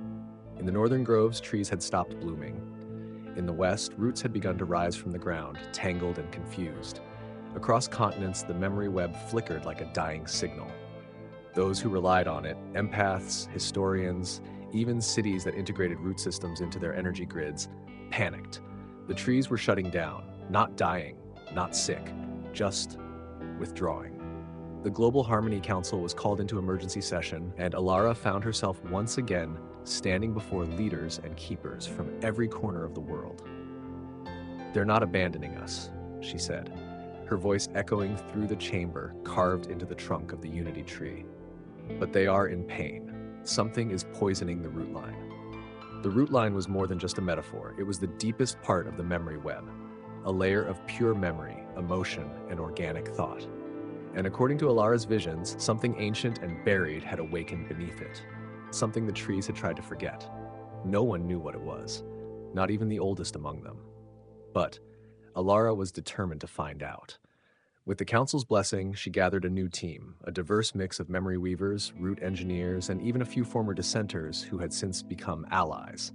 Among them was Thorn, a rugged ex-critic turned advocate whose skepticism kept them grounded, and Marin, a dream cartographer who could navigate the abstract architecture of the root line like a map. Their destination, the Deep Grove, an ancient forest untouched by modern roots. Legend said its trees were the first to whisper, not to humans but to each other. If answers existed, they'd be buried there. The journey was not easy. As they traveled deeper into uncharted groves, time seemed to warp. Days stretched, nights collapsed. The group experienced shared dreams that bled into reality. Trees there didn't just listen. They watched, judged. It wasn't until the fourth night that Marin screamed herself awake, trembling. "I saw it," she whispered. "It's not a disease, it's a memory." Elara pressed her for details. "It was something made them remember, something we buried so deep they had to grow around it, but now it's cracking through." The truth came in fragments, dreams laced with terror and awe. Long ago, before the Alliance, before even the Whisper War, a rogue group of humans had attempted to enslave the trees. Not just their memories, but their sentience. They had tried to weaponize them, to turn the groves into tools of surveillance and manipulation. The trees resisted, but at great cost.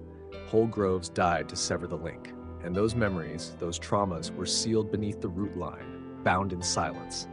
Until now. Thorn, uncharacteristically shaken, spoke up. "We caused this, and now it's breaking out." They returned to the grove with a plan. Risky, unprecedented. Elara would descend again into the root mind, but not to seek answers, to unseal the memory, to relive the pain with the trees, to acknowledge it, because the trees didn't need healing. They needed justice, recognition. They needed to be believed. With a circle of keepers chanting ancient rites, Elara placed her hands on the earth and let herself fall. The root mind was chaos. No longer a serene web of whispers and light, it was a storm of buried screams and blackened sap. She was pulled in every direction, Faces she didn't recognize, voices screaming in forgotten dialects, trees howling in pain that had echoed for centuries. She saw the chains, not metal, but mental, thought binds, emotional collars, and in the center, a tree of fire, burning, but not consumed. It looked at her, not with eyes, but with knowing, and it said, "Now you understand." Elara didn't speak. She bowed her head. "I'm sorry." The flame flickered. "Show them," it said, and then it let her go. She awoke on the forest floor, shaking, weeping, but alive. Around her, the trees rustled softly, not fully healed, but open.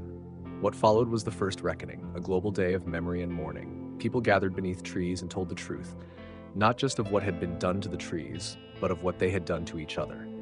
Nations apologized, citizens confessed, songs were sung, names were remembered, and the trees began to whisper again, not just in sadness, but in strength.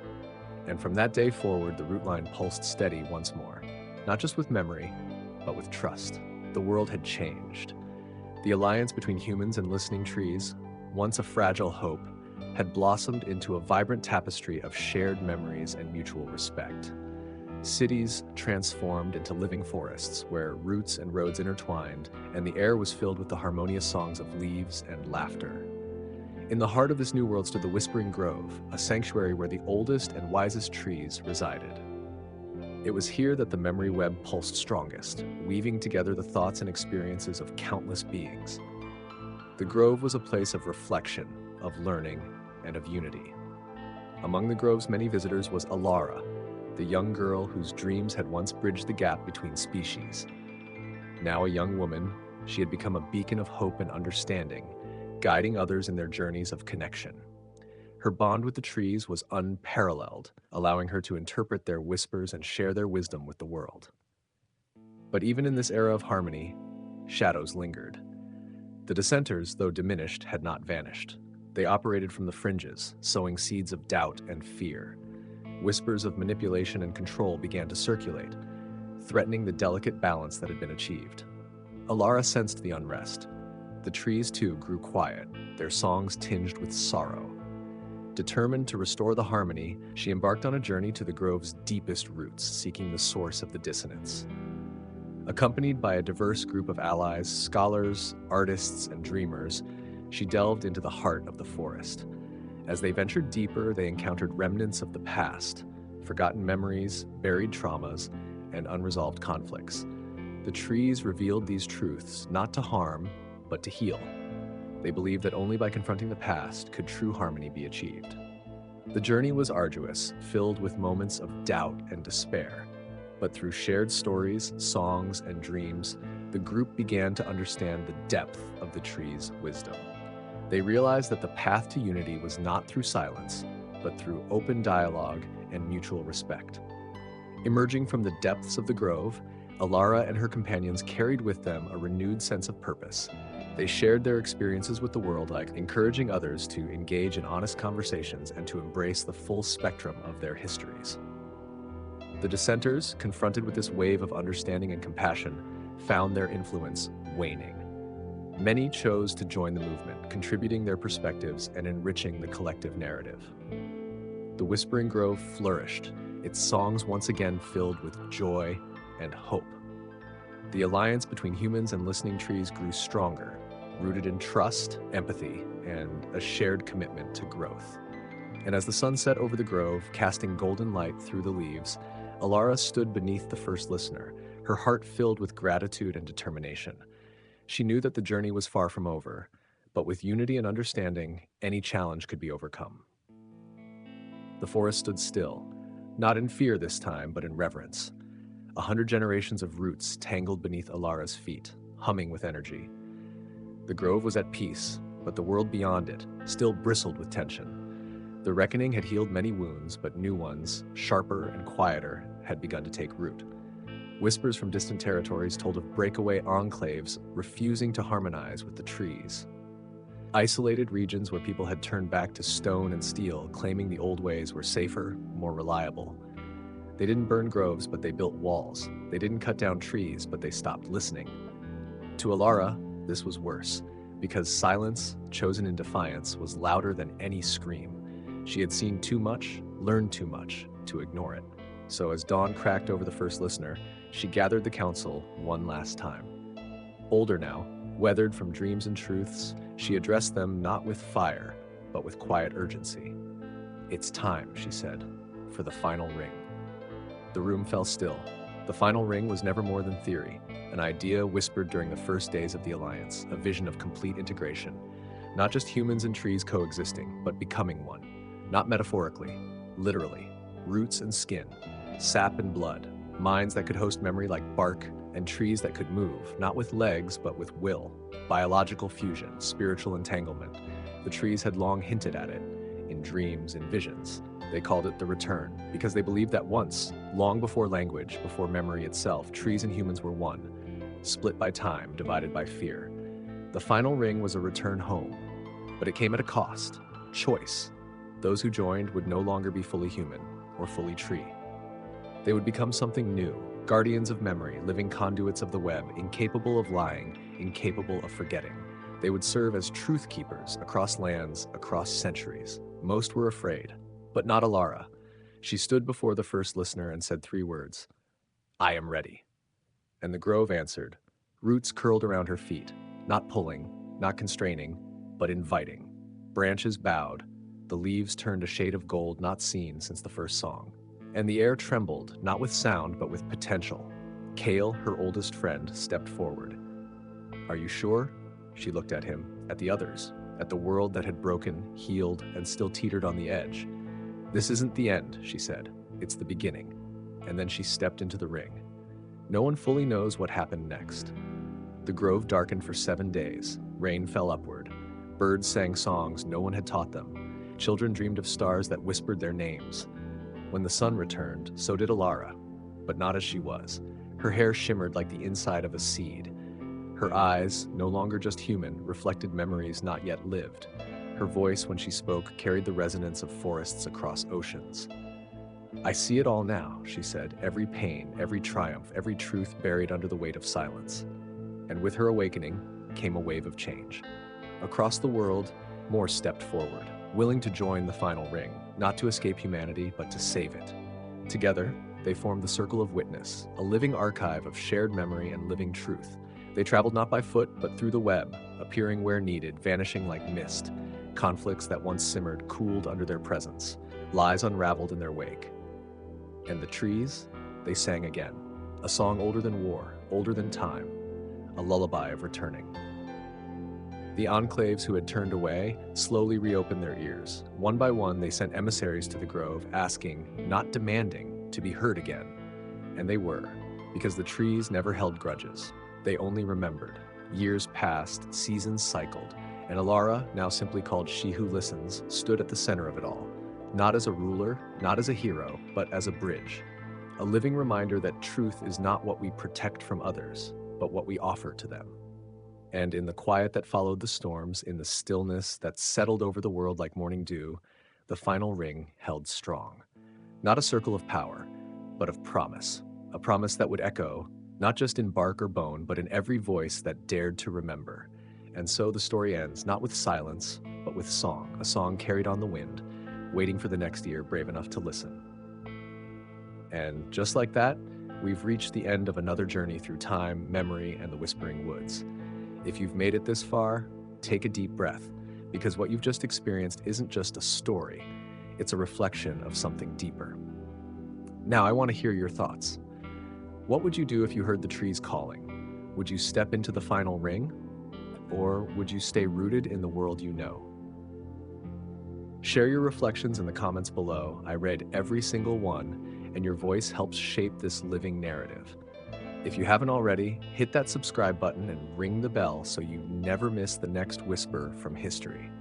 A brand new tale is waiting for you tomorrow night, one that might just change the way you see the world again. Until then, sleep well, dream boldly, and remember, the trees are still listening. Thank you for joining me under the canopy. I'll see you in the next story. Good night, fellow dreamer.